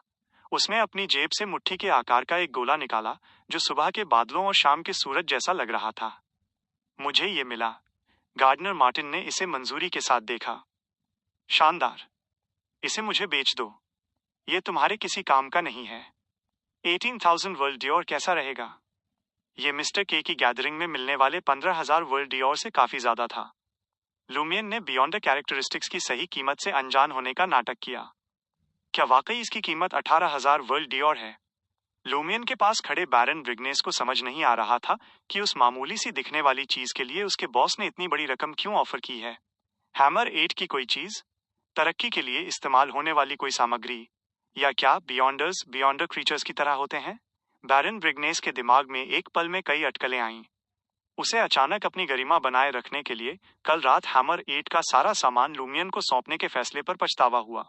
हाहा, गार्डनर मार्टिन जोर से हंसा। ये वाकई कीमती है, लेकिन मैं एक्स्ट्रा पैसे दे रहा हूं। इसे अपना इनाम समझो। फिर वो बटलर फॉस्टिनो की ओर मुड़ा और निर्देश दिया, जाओ और 18,000 नकद ले आओ। ध्यान रहे कि नोट बहुत बड़े ना हों। लूमियन को मार्टिन को प्यूजिलिस्ट बियॉन्ड कैरेक्टरिस्टिक बेचने में कोई ऐतराज नहीं था। उसने इसे मिस्टर के की गैदरिंग में बेचने का सोचा था। उसकी उम्मीद फंड्स इकट्ठा करने की थी, ताकि वो कोई ऐसी मिस्टिकल आइटम खरीद सके जो बुरे असर को खत्म कर सके। सीएल से प्यूजिलिस्ट बियॉन्डर कैरेक्टरिस्टिक लेकर और कुछ सेकंड्स के लिए उससे खेलते हुए गार्डनर मार्टिन ने बैरन ब्रिग्नेस से कहा, सीएल की कम उम्र के बावजूद उसने पहले ही हमारी सवाई मॉब को काफी सेवाएं दी हैं और उसके पास गजब की ताकत है। अब समय आ गया है कि वो और बड़ी जिम्मेदारियां संभालें। हाँ, तुम पहले से ही यूजरी बिजनेस और एवेन्यू ड्यूमार्श की दूसरी दुकानों के काम से दबे हुए हो। यह कोई आसान काम नहीं है। साल दे बाल ब्रीज को मैनेज करने में सीएल की मदद लो। उसकी मदद के लिए कुछ स्टाफ भी लगाओ, ताकि उसे अकेले सब न करना पड़े। बैरन ब्रिग्नेस के चेहरे की मांसपेशियां हल्की सी कांपी। उसने अपनी नाराजगी और निराशा को दबाते हुए जवाब दिया, बहुत अच्छा मिस्टर मार्टिन। साल दे बाल ब्रीज कमाई का एक बड़ा जरिया था और वो उसे छोड़ने के लिए तैयार नहीं था। अगर मिस्टर मार्टिन का सीधा आदेश ना होता, तो उसने एवेन्यू डू मार्श का बिजनेस सीएल को सौंपना चुना होता। लूमियन ने बैरन ब्रिग्नाइस के साथ अपने रिश्ते में खिंचाव महसूस किया। अब वो उसे पहले की तरह आसानी से धोखा नहीं दे सकता था। भविष्य में आपसी टकराव और विवाद भी हो सकते थे। गार्डनर मार्टिन लूमियन की ओर मुड़ा और निर्देश दिया, साल दे बाल ब्रीज का अच्छे से ख्याल रखना। अगर तुम अच्छा काम करोगे तो मैं तुम्हें और भी बड़े प्रोजेक्ट सौंपूंगा। शुक्रिया मिस्टर मार्टिन, लूमियन ने सिर झुकाते हुए और बनावटी खुशी दिखाते हुए जवाब दिया। ले Marsh do Quartier du gentleman वापस जाते समय बैरन ब्रिग्नेस ने अपना आपा वापस पा लिया था। उसने लूमियन के साथ सवॉय मॉब के बारे में बातचीत की और शालीनता दिखाई। लूमियन का ध्यान उस छोटे कपड़े के बैग पर ज्यादा था जो 18,000 वर्ल्ड डियोर से भरा हुआ था। इतनी रकम से वो क्वार्टियर डेल ऑब्जर्वेटोर में एक साधारण अपार्टमेंट खरीद सकता था। डारिज इलाके में ये एक अच्छे पड़ोस में विला होने जैसा था। साल दे बाल ब्रीज में घुसते ही लुइस और दूसरे लूमियन के पास आए। इससे पहले कि वे कुछ बोल पाते, बैरन ब्रिग्नेस ने अपना पाइप निकाला और घोषणा की, लुइस, सार्कोटा, आज से सीएल के पीछे रहो। अब साल दे बाल ब्रीज का इंचार्ज वही है। लुइस और सार्कोटा के चेहरों पर हैरानी और कंफ्यूजन के भाव साफ दिख रहे थे। वे जानते थे कि सीएल को इनाम मिलेगा, लेकिन उन्होंने कभी नहीं सोचा था कि वो साल दे बाल ब्रीज का इंचार्ज बन जाएगा और उन्हें ही उसके नीचे लगा दिया जाएगा। वो अब सवॉय मॉब का एक असली लीडर था। अपने सबॉर्डिनेट्स के रिएक्शन को इग्नोर करते हुए बैरन ब्रिग्नेस ने लूमियन से कहा, मेरे लिए सेकंड फ्लोर पर एक ऑफिस छोड़ देना। मुझे यूजरी बिजनेस के लिए इसकी जरूरत है। बहुत अच्छा, लूमियन ने बिना किसी ऐतराज के जवाब दिया। हैंडओवर के बाद बैरन ब्रिग्नेस कुछ गुंडों को लेकर यूजरी बिजनेस की परेशानियों को सुलझाने चला गया। लूमियन सेकंड फ्लोर पर गया ताकि साल दे बाल ब्राइस के कामकाज के बारे में पूछ सके। लुइस पास आया और धीमी आवाज में बोला, सीएल, मेरा मतलब है बॉस रेड बूट्स आपके ऑफिस में है। मुझे समझ नहीं आ रहा कि वो आपके लिए आई है या बैरन के लिए। क्या आप उससे मिलना चाहेंगे? Red boots Franca? लूमियन ने हल्के से सिर हिलाया। मेरा ऑफिस कहाँ है? लुइस जल्दी से अपने नए बॉस को कैफे से होते हुए गलियारे के अंत में एक कमरे तक ले गया। यहीं पर उसने गहरे लाल रंग के लकड़ी के दरवाजे की ओर इशारा करते हुए कहा। लूमियन ने सिर हिलाया, हैंडल पकड़ा और दरवाजा खोल दिया। सबसे पहली चीज जो उसकी आंखों के सामने आई वो थी लाल रंग के शानदार बूट्स जो एक भूरे रंग की लकड़ी की मेज पर रखे हुए थे। बूट्स के ऊपर सफेद रंग की ब्रीचेस पहनी हुई थी और उससे ऊपर फूलों की कढ़ाई वाली एक सफेद ब्लाउज थी। कफ और कॉलर पर बेल जैसे पैटर्न थे। उसके ऊपर उसने एक काली और सफेद चेक वाली वेस्ट पहनी थी। ऊपर देखते हुए लूमियन की नजर एक खूबसूरत गर्दन और फिर लाल रंग के होठों पर पड़ी। एक तीखी नाक भौएं जो कानों की ओर मुड़ी हुई थीं और चमकती आंखों ने उस तस्वीर को पूरा किया। उसके लंबे सुनहरे बाल एक ऊंची पोनीटेल में बंधे थे। बैरन ब्रिग्नेस की कुर्सी पर बैठी हुई रेड बूट्स फ्रैंका ने लापरवाही से अपने पैर मेज के कोने पर टिका रखे थे, जैसे वो उसकी अपनी जगह हो। Chapter 175 hidden blade. लूमियन कमरे के अंदर आया और अपने पीछे दरवाजा बंद कर लिया, जिससे वो डार्क रेड लकड़ी का दरवाजा बाहर की दुनिया से अलग हो गया। वो फ्रैंका की तरफ मुड़ा और पूछा, तुम यहाँ बैरन से मिलने आई हो या मुझसे? फ्रैंका कुर्सी पर पीछे की ओर झुक गई और अपना शरीर स्ट्रेच करने लगी। हालांकि वो स्विवल चेयर थोड़ी टेढ़ी हो गई और जमीन छोड़कर डगमगाने लगी। अंदाजा लगाओ मैं यहाँ क्यों हूँ? तुम्हारे लिए या उसके लिए? उसकी आवाज एकदम साफ और साफ सुनाई दे रही थी, जो उसके एलिगेंट दिखने वाले रूप और अंदाज से बिल्कुल उलट थी। गार्डनर शुरू में चाहता था कि तुम ब्रिग्नेस के डेप्यूटी बनो, ये देखने के लिए कि क्या तुम सिर्फ लड़ाई के अलावा और भी कुछ संभाल सकते हो। तब मैंने ही उसे बताया कि ब्रिग्नेस पिछले कुछ समय से बहुत आज्ञाकारी नहीं रहा है। लूमियन ने सिर हिलाया। उसे अचानक सब समझ आने लगा। और सही थी। बिस्तर पर कही गई एक बात कितनी बड़ी भूमिका निभा सकती थी। रू डे फॉन्टेन्स वाली उसकी पुरानी उलझन अब दूर होने लगी थी। बॉस इतना उदार कैसे हो सकता था कि वो बैरन ब्रिग्नेस की सबसे कीमती प्रॉपर्टी छीन ले और उसे उसके जैसे किसी बाहर वाले को सौंप दे? साल डिबाल ब्रीज पूरे मार्केट डिस्ट्रिक्ट का सबसे पॉपुलर डांस हॉल था। शुरू में लूमियन ने फ्रैंका के बैठने के मर्दाना अंदाज का मजाक उड़ाने के बारे में सोचा था, लेकिन उसके असली जेंडर के ख्याल ने उसे दोबारा सोचने पर मजबूर कर दिया। उसने अपनी जबान से आवाज निकाली और कहा, तो क्या मुझे तुम्हारा शुक्रिया अदा करना चाहिए? उसकी कोई जरूरत नहीं है। आखिरकार तुमने जेना को बचाया था, फ्रैंका ने जवाब दिया और मुस्कुराते हुए अपना दायां पैर अपने बाएं टखने पर हिलाने लगी। मैं यहाँ दो वजहों से आई हूँ। पहली, मैं तुम्हें यकीन दिलाना चाहती थी कि मैं भलाई और दुश्मनी के बीच का अंतर समझती हूँ। मैं भलाई का बदला जरूर चुकाऊंगी। दूसरी, मैं तुम्हें चेतावनी देना चाहती थी कि जेना को लेकर कोई इरादे मत पालना। उसके वाक्य के दूसरे हिस्से में साफ चेतावनी थी कि वो किसी भी तरह के नुकसान का बदला लेगी। लूमियन खुद को हंसने से नहीं रोक सका। क्या तुम्हें खुद पर भरोसा नहीं है? अगर तुम जेना को अपने प्यार में पागल करने में कामयाब हो जाती हो, तो मेरा किया हुआ कुछ भी उसकी भावनाओं को नहीं बदल पाएगा। अगर लूमियन को डीमोनेस पाथवे के जरिए होने वाले पोटेंशियल जेंडर ट्रांसफॉर्मेशन के बारे में पता ना होता, तो शायद उसने फ्रैंका का मजाक उड़ाया होता और पूछा होता कि क्या उसका सारा भरोसा उसके औजार पर टिका है। वो उसकी असुरक्षा और एक अनजान व्यक्ति को चेतावनी देने की जरूरत का मजाक उड़ा सकता था। उसे क्या लगा कि जेना कौन थी? कोई ऐसी जो आसानी से अपना दिल बदल ले? लूमियन लगभग कल्पना कर पा रहा था कि जेना फ्रैंका के साथ एक प्रेमी के बजाय एक दोस्त की तरह बर्ताव करती होगी। धीरे धीरे फ्रैंका की मुस्कुराहट गायब हो गई। उसने अपने पैर मेज से हटाए और अपनी कुर्सी से खड़ी हो गई। लूमियन से थोड़ी छोटी होने के बावजूद वो लगभग 1.75 मीटर्स की प्रभावशाली ऊंचाई पर खड़ी थी, जो इंटीजियन औरतों में बहुत कम देखने को मिलती थी। फ्रैंका मेज के चारों ओर घूमी और लूमियन के करीब आई। उसके होठों पर एक मुस्कान आई और उसने कहा, अगर तुम्हें औरतों की जरूरत है, तो मैं तुम्हें अपनी कुछ टॉप डांसर से मिलवा सकती हूँ, और अगर वे तुम्हें पसंद ना आए तो मेरे बारे में क्या ख्याल है? बोलते बोलते उसने धीरे से अपना हाथ लूमियन की ठुड्डी के नीचे लगाया और उसे धीरे धीरे नीचे की ओर किया। लूमियन का दिल एकदम शांत रहा, जैसे कि कोई स्थिर झील। ये एहसास कि ये औरत कभी मर्द रही होगी, उसने उसके अंदर की किसी भी इच्छा को खत्म कर दिया था। उसने बस विरोध किया, फ्रैंका का दायां हाथ मजबूती से पकड़ा और मुस्कुराते हुए जवाब दिया, मुझे डर है कि बॉस मुझे स्ट्रेंजो रिवर की गहराई में मछलियों के साथ सुला देगा। विषय बदलते हुए लूमियन ने आगे कहा, तो क्या तुम दोनों तरफ चलती हो? मर्दों और औरतों दोनों के साथ? फ्रैंका ने अपना हाथ पीछे खींचा, सीधी खड़ी हुई और मुस्कुराई। पहले मैं सिर्फ लड़कियों को पसंद करती थी, लेकिन एक मर्द के साथ कोशिश करने के बाद मुझे लगा कि ये बुरा नहीं है, ये एक अलग ही एहसास दिलाता है। जिंदगी बहुत छोटी है कि इंसान खुद पर बंदिशें लगाए। फालतू की पाबंदियों से आजाद हो जाओ और एक्सप्लोर करो। तुम्हें ज्यादा मजा आएगा और तुम वाकई एक अलग जिंदगी जी पाओगे। ऐसा लग रहा था जैसे फ्रैंका वाकई अतीत में एक मर्द रही थी। क्या वो अब एक सीक्वेंस 7 विच थी, और उसका पिछला वाक्य इतना जाना पहचाना क्यों लग रहा था? अपनी सोच के बीच में ही लूमियन ने फ्रैंका को जवाब दिया, मेरे मन में जेना के लिए कोई खास भावनाएं नहीं हैं, और न ही मेरा ऐसा कोई इरादा है। मेरे पास निपटने के लिए और भी जरूरी मामले हैं। ठीक है। फ्रैंका दरवाजे की ओर बढ़ी। जैसे ही उसका हाथ हैंडल तक पहुंचा, लूमियन की याददाश्त अचानक ताजा हो गई और उसे आखिरकार फ्रैंका के शब्दों का जरिया याद आ गया।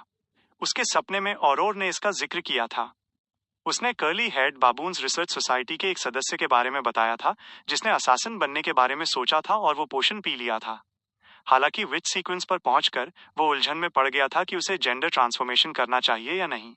सोसाइटी के एक दूसरे सदस्य ने उसे सलाह देते हुए कहा था, जिंदगी छोटी है, क्यों ना इसे आजमाया जाए। ये बिल्कुल वही बात थी जो फ्रैंका ने अपने शब्दों में समेटी थी। लूमियन का दिल तेजी से धड़का जब उसने फ्रैंका की शानदार कदकाठी को देखा। वो एक गहरी और गूंजती हुई आवाज में बोला, जिंदगी छोटी है, क्यों ना इसे आजमाया जाए। फ्रैंका का हाथ डोरनॉब पर ही थम गया और वो वहीं खड़ी रह गई, जैसे उस पर बिजली गिर गई हो। कुछ सेकंड्स के बाद वो तेजी से पीछे मुड़ी और उसकी नजरें लूमियन से टकराईं। उसकी आवाज में घबराहट साफ थी। तुम कौन हो? तुम्हारा कोड नेम क्या है? यह रिएक्शन? ऐसा लगता है कि मेरा अंदाजा सही था। लूमियन को खुशी महसूस हुई, लेकिन साथ ही उसके दिल में एक डूबता हुआ एहसास भी हुआ। मैं मगल का भाई हूं। सीएल के मुंह से curly head baboons research society के एक सदस्य का कोड नेम सुनकर फ्रैंका ने राहत की सांस ली और कहा, मुझे यकीन नहीं है कि तुम्हारी बहन ने मेरे बारे में बताया था या नहीं, लेकिन मेरा कोड नेम हिडन ब्लेड है। मैं उसी गुप्त ऑर्गेनाइजेशन से हूं जिससे वो थी। नहीं, उसने जरूर मेरा जिक्र किया होगा, वरना तुम उस मुहावरे से इतने वाकिफ नहीं होते। धत तेरे की, ये सब क्या हो रहा है? लूमियन ने अपनी आंखें बंद की और एक पक्के अंदाज में बोला, उसने कभी तुम्हारे कोड नेम या पहचान का जिक्र नहीं किया, क्योंकि मैंने हंटर पाथवे को चुना था। जब उसने मुझे पड़ोसी डीमोनस पाथवे और उसके जेंडर ट्रांसफॉर्मेशन के पोटेंशियल के बारे में याद दिलाया था, तब उसने तुम्हारे अनुभव को एक उदाहरण के तौर पर इस्तेमाल किया था। तो तुम्हें पता है, फ्रैंका का मन हुआ कि वो गटर की गहराइयों में जाकर छिप जाए। अपने मौजूदा रूप में ढलने और अपनी खुद की बनाई सीमाओं से बाहर निकलने के बावजूद मर्दों के साथ उसकी नई खुशी इस बात पर टिकी थी कि उसका पिछला जेंडर एक राज ही रहे। यह ख्याल कि सीएल को उसके एक मर्द होने के अतीत के बारे में पता है और मर्दों के साथ गहरे रिश्तों के उसके शौक के बारे में पता है, उसने उसके अंदर एक खतरनाक विचार जगा दिया। मरे हुए लोग राज रख सकते हैं। मरे हुए लोग भूल जाएंगे। मरे हुए लोग मेरा मजाक नहीं उड़ाएंगे। कुछ सेकंड्स के बाद फ्रैंका ने धीरे से सांस छोड़ी और कहा, तुम्हारे लिए बेहतर होगा कि तुम इसे भूल जाओ। अगर तुम मगल के भाई न होते तो मैं तुम्हारा हमेशा के लिए गायब होना पक्का कर देती। उस पल में उसने अपनी असली मर्दाना साइड दिखाई और भविष्य की ओर अपनी नजरें टिका दी। चलो मैं तुम्हें हंटर पाथवे के बारे में कुछ समझाती हूँ। इसमें भी जेंडर चेंज होता है। मैंने ये जानकारी हासिल करने के लिए भारी कीमत चुकाई है। डीमोनेसिस के उलट हंटर्स औरतों से मर्दों में बदलते हैं। यह शायद सीक्वेंस 4 पर होता है। जब वो समय आएगा मैं अपना पाथ बदल लूंगी, हंटर बन जाऊंगी और अपना मर्दाना रूप वापस पालूंगी। तो क्या ऐसा है, हंटर्स मर्दों को दर्शाते हैं जबकि डीमोनेसिस औरतों को? कोई ताज्जुब नहीं कि वे पड़ोसी पाथ्स हैं। लूमियन ने अपनी भावनाओं को काबू में रखा और हल्का सा हंसा। जब वो समय आएगा तब तुम उन मर्दों का सामना कैसे करोगी जिनके साथ तुम्हारे गहरे रिश्ते रहे हैं? फ्रैंका के चेहरे पर एक गर्व भरी मुस्कान आई, जैसे कि उसने पहले से ही एक बेहतरीन प्लान बना रखा हो। मैं उन्हें विच पोशन पिला दूंगी। अगर वे ऐसे बियॉन्डर्स हुए जो डीमोनस पाथवे में नहीं बदल सकते, तो मैं विच की विशेषताओं को उनके पहनने के लिए मिस्टिकल आइटम्स में बदलने का तरीका ढूंढ लूंगी। और फिर जब समय सही होगा, हे मैडम, आप थोड़ी पागल हैं। लूमियन की हिम्मत नहीं हुई कि वो रेड बूट्स को और ज्यादा उकसाए। ये इंसान कुछ भी करने के काबिल लग रहा था। जैसा कि उसने उम्मीद की थी, फ्रैंका ने एक धमकी दी, मैं एक बार फिर इस बात पर जोर दूंगी, तुम्हारे हक में यही होगा कि तुम इस मामले को भूल जाओ और जेना के बारे में कोई भी इरादा रखने से बचो, वरना मैं तुम्हें पकड़ूंगी और विच पोशन तुम्हारे गले के नीचे उतार दूंगी। हालांकि सीक्वेंस 7 शायद रास्ते बदलने की काबिलियत ना दे, लेकिन यह इंसान को और भी खतरनाक बना देता है। हो सकता है कि इसका नतीजा आधे पागलपन या कंट्रोल खोने के रूप में ना निकले। नहीं, फ्रैंका ने अपना सिर हिलाया। ये एक रेगुलर गैदरिंग थी जहां हम मिस्टिसिज्म की जानकारी और चीजों का लेन देन करते थे। हम अलग अलग गुटों से ताल्लुक रखते हैं। वो एकेडमी का हिस्सा है और मैं सैंक्चुअरी से जुड़ी हूँ। हमारी मुलाकातें शायद ही कभी एक साथ होती हैं। लूमियन ने और ज्यादा सवाल पूछने से परहेज किया। हालात का फायदा उठाने की कोशिश करते हुए उसने जानकारी निकालने के अंदाज में कहा, मैडम हिडन ब्लेड, मैं फिलहाल अपनी बहन द्वारा छोड़ी गई किताब पढ़ रहा हूँ, लेकिन इसके कई हिस्से मेरी समझ से बाहर हैं। क्या मैं आपसे सलाह ले सकता हूँ? बिल्कुल, फ्रैंका ने अपना पता बताया। मैं 3 रू डे ब्लाउजेस ब्लांशेस, रूम 601 के पेंट हाउस में रहती हूँ। तुम मुझे जेना के परफॉर्मेंसेस के दौरान ढूंढ सकते हो। हर शाम, जब तक मैं रू डे फाउंटेन्स में ना हूँ या अलग अलग डांस हॉल्स में न घूम रही हूँ, मैं घर पर ही मिलूंगी। इसके अलावा कृपया मेरा कोड नेम इस्तेमाल करने से बचें। बस मुझे फ्रैंका बुलाएं। ऐसा क्यों लग रहा है कि हम जेना की पीठ पीछे किसी गुप्त मामले में उलझे हुए हैं? लूमियन ने मन ही मन खुद की आलोचना की। वो थोड़ा उलझन में महसूस कर रहा था। उसने अपनी दुविधा जाहिर की। फ्रैंका, तुम्हारे पास उस गुप्त ऑर्गेनाइजेशन का साथ है और तुम में खुद भी ताकत की कोई कमी नहीं है। तुमने मॉब क्यों ज्वाइन किया? फ्रैंका मुस्कुराई और शरारत से अपनी बाईं आंख मारी। राज विजुअलाइज करते हुए लूमियन ने सिर हिलाया और एक गंभीर वादा किया, तुम मेरी बहन की दोस्त हो। मैं तुम्हारा राज पक्का सुरक्षित रखूंगा। फ्रैंका रिलैक्स हुई और मगल के बारे में पूछा, मगल कहाँ है? क्या वो भी ट्रायर में है? क्या वो हकीकत में बहुत खूबसूरत है? लूमियन खामोश हो गया। कुछ सेकंड्स के बाद वो एक भारी आवाज में बोला, वो गुजर गई। तुमने वो वांटेड पोस्टर्स देखे होंगे। उस तबाही में वो। फ्रैंका के होंठ खुले रह गए, लेकिन उसके मुंह से कोई शब्द नहीं निकला। वो वापस लूमियन के पास आई और दिलासा देते हुए धीरे से उसके कंधे को थपथपाया। एक पल के बाद फ्रैंका ने अपनी आंखों के कोनों को पोंछा और बोली, जब से मैं औरत बनी हूं, ऐसा लगता है कि मेरे टीयर डक्ट्स ज्यादा एक्टिव हो गए हैं। मैं यकीन नहीं कर पा रही कि मगल इतनी अचानक हमें छोड़ गई। जब भी हम मिलते थे वो सादगी, बुद्धिमानी, हंसी मजाक और दयालुता दिखाती थी। हालांकि मैंने कभी उसे उसके असली रूप में नहीं देखा। मेरा मानना है कि वो वाकई बहुत खूबसूरत रही होगी।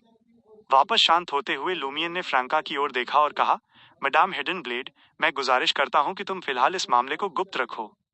संगठन के दूसरे सदस्यों को इसके बारे में मत बताना। ये तबाही के पीछे की सच्चाई की मेरी जांच पर असर डाल सकता है। हल्की सी दबी हुई आवाज में फ्रैंका ने जवाब दिया, कोई बात नहीं। लूमियन ने फ्रैंका की चमकती आंखों को देखा, जो शांत झीलों जैसी लग रही थीं, और अपना अगला सवाल पूछने से पहले थोड़ा सोचा, पिछले 1 साल में तुम्हारी मेरी बहन से कितनी बार मुलाकात हुई? सिर्फ एक बार। तुम क्यों पूछ रहे हो? फ्रैंका ने हैरान होकर पूछा। लूमियन ने अपनी बात जारी रखी, क्या उसने कोई अजीब बर्ताव किया था या किसी असामान्य व्यक्ति के साथ बातचीत की थी? Chapter 176, property. फ्रैंका को विदा करने के बाद लूमियन लुइस और सार्कोटा को वापस कैफे ले गया और बैरन ब्रिग्नेस की फिक्स जगह पर बैठ गया। साल दे बाल ब्रीज का मैनेजर रेने पहले से ही उसका इंतजार कर रहा था। अपने 40s में रेने का चेहरा काफी दुबला पतला था, जिसे देखकर लगता था कि वो ओवरवर्क की वजह से ऐसा है या फिर वो पैदा ही ऐसा हुआ था। उसकी लाइट येलो हेयरलाइन लोएन के लोगों की तरह पीछे की तरफ जा रही थी। गार्डनर मार्टिन, जो सवॉय मॉब का बॉस था, उसके द्वारा सीधे अपॉइंट किया गया एग्जीक्यूटिव होने के बावजूद रेने ने लूमियन को पूरी रिस्पेक्ट दी और उसके चेहरे पर एक चापलूसी भरी स्माइल थी। मिस्टर सीएल, क्या आप डांस हॉल के बारे में और जानना चाहेंगे? ठीक है। लूमियन ने हाथ बढ़ाकर रेने से रिपोर्ट्स का स्टैक लिया और उन्हें बिना ध्यान भटकाए गौर से पढ़ने लगा। उसके पीछे खड़े लुइस और सार्कोटा को एक बार फिर महसूस हुआ कि वो अपने लीडर को बिल्कुल नहीं जानते। गांव से आया एक जवान लड़का, लूमियन कॉम्प्लेक्स फाइनेंशियल स्टेटमेंट्स की ऐसी समझ रखता था जो उनकी सोच से कोसों दूर थी। अगर उन्हें ऐसा काम दिया जाता तो उनका सिर चकराने लगता और उन्हें नींद आने लगती। क्या ये आदमी लड़ाई भी कर सकता है और उसके पास एक पढ़ा लिखा दिमाग भी है? लुइस ने अपनी नजर रिपोर्ट से हटा ली, जो उसे किसी सुपरनैचुरल इफेक्ट की तरह लग रही थीं। रेने ने मौके का फायदा उठाते हुए लूमियन को साल डे बाल ब्रीज के कामकाज के बारे में बताना शुरू किया। वीकडेज पर हमारी डेली इनकम 1200 से 1800 वर्ल्ड डियोर के बीच होती है। वीकेंड्स पर यह आंकड़ा 5000 वर्ल्ड डियोर तक पहुंच सकता है। आमतौर पर यह 4000 के आसपास रहता है।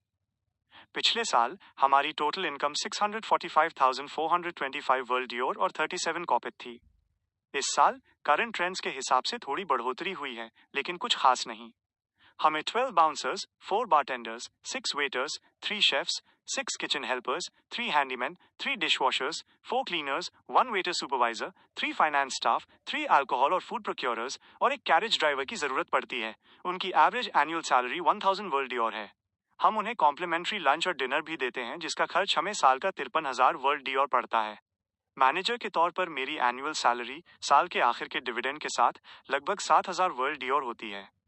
रेड बूट्स के साथ हमारे एग्रीमेंट के मुताबिक हर डांसर को 1 वर्ल्ड डियोर की बेस सैलरी मिलती है। जब वो किसी गेस्ट के साथ डील करती हैं तो हम 30% हिस्सा लेते हैं। ट्रांजैक्शंस अक्सर डांस हॉल की ऊपर वाली 2 मंजिलों के कमरों में होते हैं। अगर वो जाना चाहती हैं तो उन्हें फीस बाउंसर या दरवाजे पर मौजूद वेटर सुपरवाइजर को एडवांस में देनी होती है। Wine, champagne, beer, brandy, sugar alcohol, absinthe और सोडा के अलग अलग फ्लेवर्स, साथ में बर्फ और बाकी सामान का खर्च हमें साल का लगभग 120,000 वर्ल्ड डियोर पड़ता है। हमने ये एस्टैब्लिशमेंट पहले ही खरीद लिया है, इसलिए कोई एक्स्ट्रा रेंट नहीं देना पड़ता। जब इसे घोड़ों की देखभाल, venue maintenance, gas, tap water, singers और बैंड के खर्चों के साथ जोड़ा जाता है तो हमारा एनुअल कॉस्ट लगभग 230,000 वर्ल्ड डियोर बैठता है। बाकी बचे 310,000 वर्ल्ड डियोर में से बॉस 100,000 वर्ल्ड डियोर लेंगे। हमें पुलिस हेडक्वार्टर्स के ऑफिसर्स के साथ अच्छे रिश्ते बनाने के लिए भी 100,000 वर्ल्ड डियोर की जरूरत होगी। मिस्टर सियल, आपके पास लगभग 110,000 वर्ल्ड डियोर बचेंगे। इसमें आपके पर्सनल एक्सपेंसेस, फायर आर्म और एम्यूनिशन सप्लाईज, आपके सबॉर्डिनेट्स के लिए रिवॉर्ड्स और पीड़ितों और घायलों के मुआवजे का खर्च शामिल है। अफसोस की बात है कि मार्केट डिस्ट्रिक्ट के लोगों की इनकम बहुत ज्यादा नहीं है, वरना हम अल्कोहल और बेवरेजेस से और भी ज्यादा रेवेन्यू जनरेट कर सकते थे। जैसे जैसे लूमियन ने रिपोर्ट की डिटेल्स को समझा और रिने के एक्सप्लेनेशंस को सुना, उसके दिमाग में साल्देबाल ब्रीज की स्थिति की एक साफ तस्वीर बन गई। अंदर ही अंदर वो एक आह भरे बिना नहीं रह सका। एक प्रॉफिटेबल एंटरप्राइज वाला मॉब लीडर वाकई बहुत बड़ी दौलत कमाता है।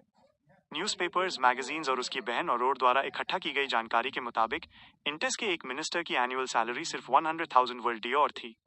हालांकि सरकार free housing, basic house hold item, silverware और 2 प्राइवेट कैरेजेस देती थी, लेकिन पर्सनल सर्वेंट्स और बैंक्वेट्स का खर्च उन्हें अपनी जेब से भरना पड़ता था।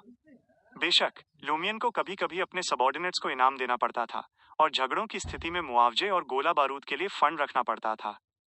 हालांकि उसे किसी आलीशान जिंदगी, नौकर रखने या महंगी दावतें देने की जरूरत नहीं थी। कुल मिलाकर उसने एक मिनिस्टर के बराबर रकम कमाई थी। फर्क सिर्फ इतना था कि मिनिस्टर्स अपनी कमाई के लिए सिर्फ अपनी पब्लिक सैलरीज पर निर्भर नहीं रहते थे। दूसरी ओर मजदूरों को साल की लगभग 700 वर्ल्ड डियोर सैलरी मिलती थी, जबकि मेड्स को लगभग 480 वर्ल्ड डियोर मिलते थे। कंस्ट्रक्शन वर्कर्स की हालत थोड़ी बेहतर थी, जिनकी एनुअल सैलरी 1000 वर्ल्ड डियोर थी।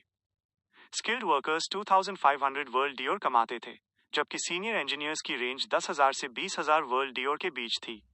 वाकई अमीरी का शॉर्टकट खुद कानूनों के अंदर लिखा है। कोई हैरानी नहीं कि ब्रिग्नेस इस डांस हॉल को छोड़ने के लिए तैयार नहीं था। लूमियन को अपनी बहन की कही एक बात याद आई। पैसे बचाकर और अपने सबॉर्डिनेट्स का ख्याल रखकर, उन्हें बिना सोचे समझे लड़ाइयों में जाने से रोककर, उसके पास हर साल इतना पैसा बच जाता था कि वो एक सीक्वेंस 6 पोशन फॉर्मूला और उसके प्राइमरी इंग्रेडिएंट्स खरीद सके। रिने के चुप होने पर लूमियन ने सिर हिलाया और एक सवाल पूछा, डांसर्स को बेस सैलरी क्यों देते हो? ऐसा नहीं था कि वो पैसे खर्च करने में कंजूसी कर रहा था, बल्कि वो सिर्फ उत्सुक था। हमारे सवॉय मॉब के अंदर जो डांसर्स हैं, वो रेड बूट्स के कंट्रोल में हैं। वो बेस सैलरी पर जोर देती है ताकि डांसर्स को एक्स्ट्रा कामों से मना करने का मौका मिले। अगर वो कम कमाना चाहती हैं तो कम कमाती हैं। अगर वो भूखा रहना चुनती हैं तो भूखी रहती हैं, रिने ने समझाया। रेड बूट्स की डांसर्स के अलावा कुछ ऐसी औरतें भी हैं जिन्हें यूजुअली बिजनेस के लोग कंट्रोल करते हैं। पास्ट में बैरन ब्रिग्नेस का उन सब पर अथॉरिटी था, इसलिए कोई कॉन्फ्लिक्ट नहीं होता था। अब हमें चीजों को कैसे कोऑर्डिनेट करना चाहिए? लूमियन के दिमाग में विचार दौड़ने लगे, जिससे उसने फ्रैंका और अपनी बहन औरोर के बीच की समानताएं नोटिस की। क्या ऐसा इसलिए हो सकता है क्योंकि वे एक ही सीक्रेट ऑर्गेनाइजेशन का हिस्सा हैं? हालांकि अगर औरोर होती तो वो इसे अलग तरह से करती। वो डांसर्स के बीच प्रोटेस्ट्स ऑर्गेनाइज करती, उन्हें शिक्षित करने के लिए एक अंडरग्राउंड स्कूल बनाती और ऑल्टरनेटिव रास्ते तलाशती। अगर मैं होता तो मैं क्या करता? एक पल सोचने के बाद लूमियन ने अपनी नजर उठाई और रिने, लुइस और बाकी लोगों की तरफ देखा। अभी के लिए जैसी स्थिति है वैसी ही रहने दो। रिने, इस दौरान पुलिस ऑफिसर्स से निपटने में मेरी मदद करो।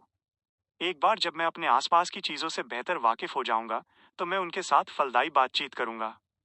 Dot dot dot 2 mechanical safes के पासवर्ड्स बदलने और मैनेजर रिने को प्रोटोकॉल के हिसाब से जानकारी देने के बाद लूमियन लंच से पहले ओबर्ज ड्यू कॉकडोर वापस चल दिया। वो सीधे 5वीं मंजिल पर गया और चार्ली के दरवाजे पर दस्तक दी। चार्ली, जो बैगेट के टुकड़े के साथ लाइट बियर का मजा ले रहा था, उसने दरवाजा खोलते ही सियल को देखा। उसने खुशी से चिल्लाकर कहा, तुम पिछले 2 दिनों से कहाँ थे? तुम तो बार में ड्रिंक के लिए भी नहीं आए। लूमियन ने पूछा, एक जॉब अपॉर्चुनिटी है। क्या तुम इंटरेस्टेड हो? किस तरह की जॉब? चार्ली ने अपनी घटती हुई सेविंग्स और नई नौकरी मिलने की कम उम्मीदों को देखते हुए चिंता में पूछा। एक मुस्कुराहट के साथ लुमियन ने जवाब दिया, साल दे बाल ब्रीज में वेटर के तौर पर काम करने के बारे में क्या ख्याल है? तुम्हें सवाई मॉब ज्वाइन करने की जरूरत नहीं है। तुम महीने के 70 वर्ल्ड डीडॉस कमाओगे। तुम टिप्स अपने पास रख सकते हो, लेकिन ध्यान रखना कि मार्केट डिस्ट्रिक्ट के लोग तब तक टिप देने की मूड में नहीं होते जब तक कि तुम एक औरत ना बन जाओ और उनके साथ करीब होने को तैयार ना हो। हाँ, वहाँ ऐसी महिला ग्राहक भी हैं जो ऐसे मकसदों के लिए वेटर्स को ढूंढती हैं। तुम उस फील्ड में एक्सपीरियंस्ड हो, इसलिए ज्यादा समझाने की जरूरत नहीं है। साल डे बाल ब्रीज से चार्ली की आंखें फैल गईं। क्या तुमने पहले ही बैरन ब्रिग्नेस का भरोसा जीत लिया है? सवॉय मॉब ज्वाइन किए बिना साल डे बाल ब्रीज में किसी के लिए वेटर की नौकरी का इंतजाम कर पाना। लुमियन बस मुस्कुराता रहा। मुझे बैरन ब्रिग्नेस की मंजूरी की जरूरत नहीं है। साल डे बाल ब्रीज अब मेरे अंडर है। हाँ? चार्ली को अपने कानों पर यकीन नहीं हुआ।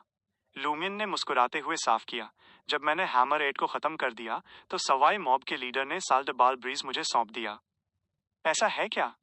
चार्ली को अचानक कुछ समझ आया और वो हैरानी में बोल पड़ा, तुमने हैमर 8 को भी ढेर कर दिया? लुमियन ने सिर हिलाया। ये बात किसी को मत बताना। मुझे डर है कि कहीं पुलिस दरवाजा खटखटाने ना आ जाए। चार्ली के पास कहने के लिए शब्द नहीं थे। कुछ सेकंड्स बाद वो बुदबुदाया, शायद उन पॉइजन स्पर मॉब वालों को पास के कैथीड्रल जाकर प्रार्थना करनी चाहिए ताकि उनकी किस्मत बदल सके। जब से तुम मार्केट डिस्ट्रिक्ट में आए हो, उनके लीडर्स मक्खियों की तरह मर रहे हैं। मैं अंदाजा भी नहीं लगा सकता कि वो अभी कैसा महसूस कर रहे होंगे। ग्रेट आइडिया, लुमियन ने तारीफ की। अगर पॉइजन स्पर मॉब के लीडर्स में इटर्नल ब्लेजिंग सन या God of steam and machinery के कैथीड्रल में प्रार्थना करने की जरूरत होती तो मॉब का वजूद ही खत्म हो जाता। बेशक लुमियन नहीं चाहता था कि लुइस लंड के दोबारा आने से पहले वो इतनी बेवकूफ़ी करें। चार्ली ने एक पल के लिए सोचा और जवाब दिया, ठीक है, मैं दोपहर में साल डे बाल ब्रीज चला जाऊंगा। मुझे किसके बारे में पूछना चाहिए?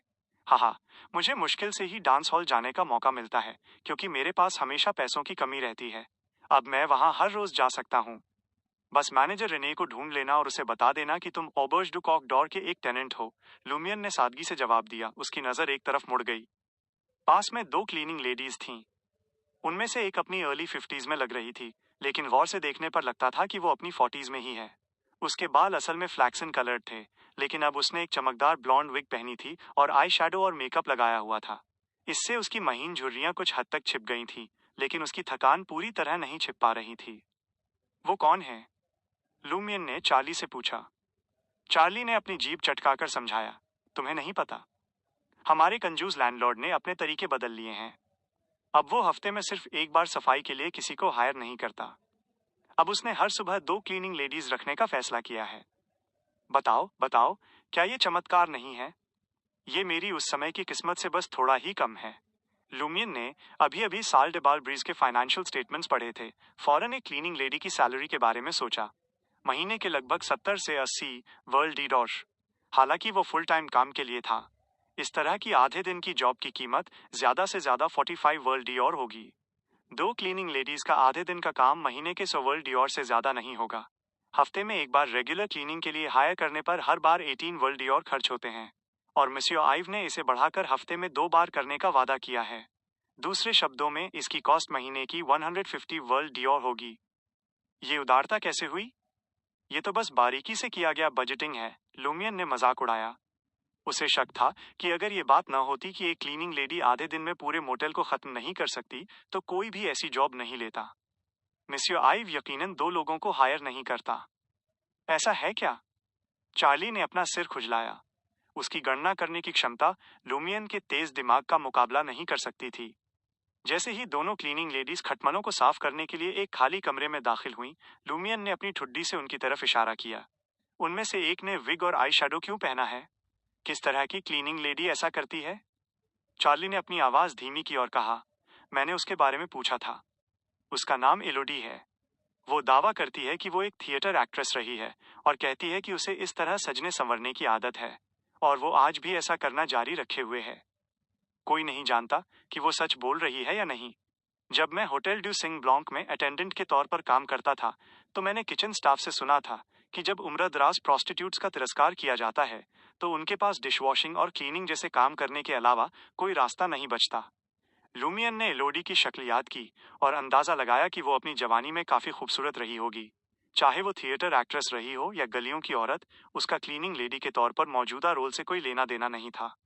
चार्ली को अलविदा कहने के बाद लुमियन एवेन्यू डू बुलवार्ड के लिए पब्लिक कैरेज लेने से पहले जल्दी से खाना खाने के लिए पहली मंजिल के रेस्टोरेंट की तरफ चल दिया। उसका इरादा मिस्टर के को यह जानकारी देने का था कि मिशन सफलतापूर्वक पूरा हो गया है। चैप्टर 177 प्रोसेलिटाइजिंग। पब्लिक कैरेज में चढ़ने से पहले लुमियन ने खास तौर पर 6 लिक्स खर्च करके साइकिक मैगजीन की एक कॉपी खरीदी। उसने खुद को 19 रू शेयर में मिस्टिसिज्म के दीवानों की सभा में जाने वाले एक व्यक्ति के रूप में डिस्गाइज कर लिया। उसे चिंता थी कि सवाई मॉब का बॉस गार्डनर मार्टिन शायद छिपकर उसका पीछा करवाए, ताकि वो देख सके कि कहीं कुछ गड़बड़ तो नहीं है। हालांकि वो पीछा छुड़ाने के लिए एंटी ट्रैकिंग तरीकों का इस्तेमाल कर सकता था, लेकिन क्या उससे शक और ज्यादा नहीं बढ़ जाता? इसके मुकाबले एक भोले भाले गांव के लड़के का नाटक करना ज्यादा सही था, जो अभी अभी ट्रायर आया हो और गलती से बियॉन्ड द पाथ पर आ गया हो। ऐसा व्यक्ति कुदरती तौर पर मिस्टिसिज्म के बारे में जानकारी पाने के लिए बेताब होगा, जिसकी वजह से वो साइकिक और दूसरी मैगजीन्स खरीदेगा। कभी कभी मिस्टिसिज्म के चाहने वालों की मीटिंग्स में जाना इस नाटक को और मजबूत कर देगा। सच तो ये था कि इस कहानी में थोड़ा दम था। बस एक ही अड़चन थी कि मिस्टर के, जो इन मीटिंग्स को ऑर्गेनाइज करता था, उसके पीछे एक सीक्रेट ऑर्गेनाइजेशन का हाथ था। अगर गार्डनर मार्टिन के आदमियों ने वाकई छानबीन की होती, तो लुमियन उन्हें मिस्टर के सामने खड़ा कर देता और ताकतों की टक्कर देखता। कॉर्डू के प्रैंकस्टर किंग होने के नाते लुमियन को हमेशा तमाशा देखने में मजा आता था। जब सही वक्त आता, तो वो लड़ाई के नतीजे के हिसाब से अपने फैसले बदल लेता। किसी भी हाल में उसका असली मकसद नहीं बदलता। वो मैडम मैजिशियन के इंस्ट्रक्शंस मानता और मिस्टर के पीछे वाली सीक्रेट ऑर्गेनाइजेशन में घुसपैठ करता। कैरिज के अंदर बैठकर लुमियन ने साइकिक मैगजीन के पन्ने पलटे। इस बार का इशू सीक्रेट डीड्स की थीम पर आधारित था। लुमियन के शुरुआती अंदाजे के उलट, सीक्रेट डीड्स के मामले में डीड शब्द का मतलब कोई असली काम नहीं था, बल्कि इसका मतलब कंपैटिबिलिटी था। ये अपने दिमाग को किसी खास हिडन एंटिटी के साथ जोड़ने का एक तरीका था, जिससे उस एंटिटी के मानसिक अनुभव और कुछ हद तक मिस्टिकल नॉलेज हासिल की जा सके।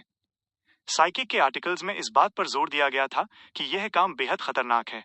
जब तक कोई सीक्रेट डीड के सब्जेक्ट की वफादारी और उसके मन में कोई बुराई न होने की पुष्टि न कर ले, तब तक ऐसा करना मना था। इसके नतीजे बहुत भयानक हो सकते थे, जैसे कि मानसिक बीमारी, दुष्ट आत्माओं का कब्जा, पागलपन, अचानक मौत या पर्सनालिटी का पूरी तरह बदल जाना। आह, अब समझ में आया। लुमियन को तुरंत औरोर के ग्रिमवार की कुछ बातें समझ आने लगीं। शुरुआत में उसे उन हिस्सों को समझने में दिक्कत हुई थी, क्योंकि वो उन्हें एक कॉन्ट्रैक्ट के नजरिए से देख रहा था। लेकिन अब नजरिया बदलते ही उसे उनका मतलब समझ आने लगा था। लुमियन ने अपने हाथ में मौजूद साइकिक मैगजीन की तरफ देखा और चुपके से उसकी तारीफ करते हुए कहा, यह उम्मीद से ज्यादा काम की चीज है। मुझे लगा था कि ये सब बस मिस्टिसिज्म के शौकीनों को बेवकूफ बनाने के लिए लिखा गया है। हाँ, हालांकि इसमें कॉमन सेंस की कई गलतियां थीं, जो इशारा करती थीं कि इसे किसी ऐसे व्यक्ति ने नहीं लिखा जो वाकई बियॉन्डर दुनिया का हिस्सा हो। फिर भी कुछ कॉन्सेप्ट्स के एक्सप्लेनेशंस काफी गहरे थे। वो सही जवाब के काफी करीब पहुंच जाते थे, और कुछ बातें तो मुझे भी नया रास्ता दिखा रही हैं। अपनी तारीफों के बीच वो बुदबुदाया, ये देखते हुए कि मिस्टर के साइकिक के हेडक्वार्टर्स के नीचे रहता है। क्या वाकई एडिटोरियल स्टाफ और इन पत्रिकाओं के लेखकों में बियॉन्डर्स हो सकते हैं?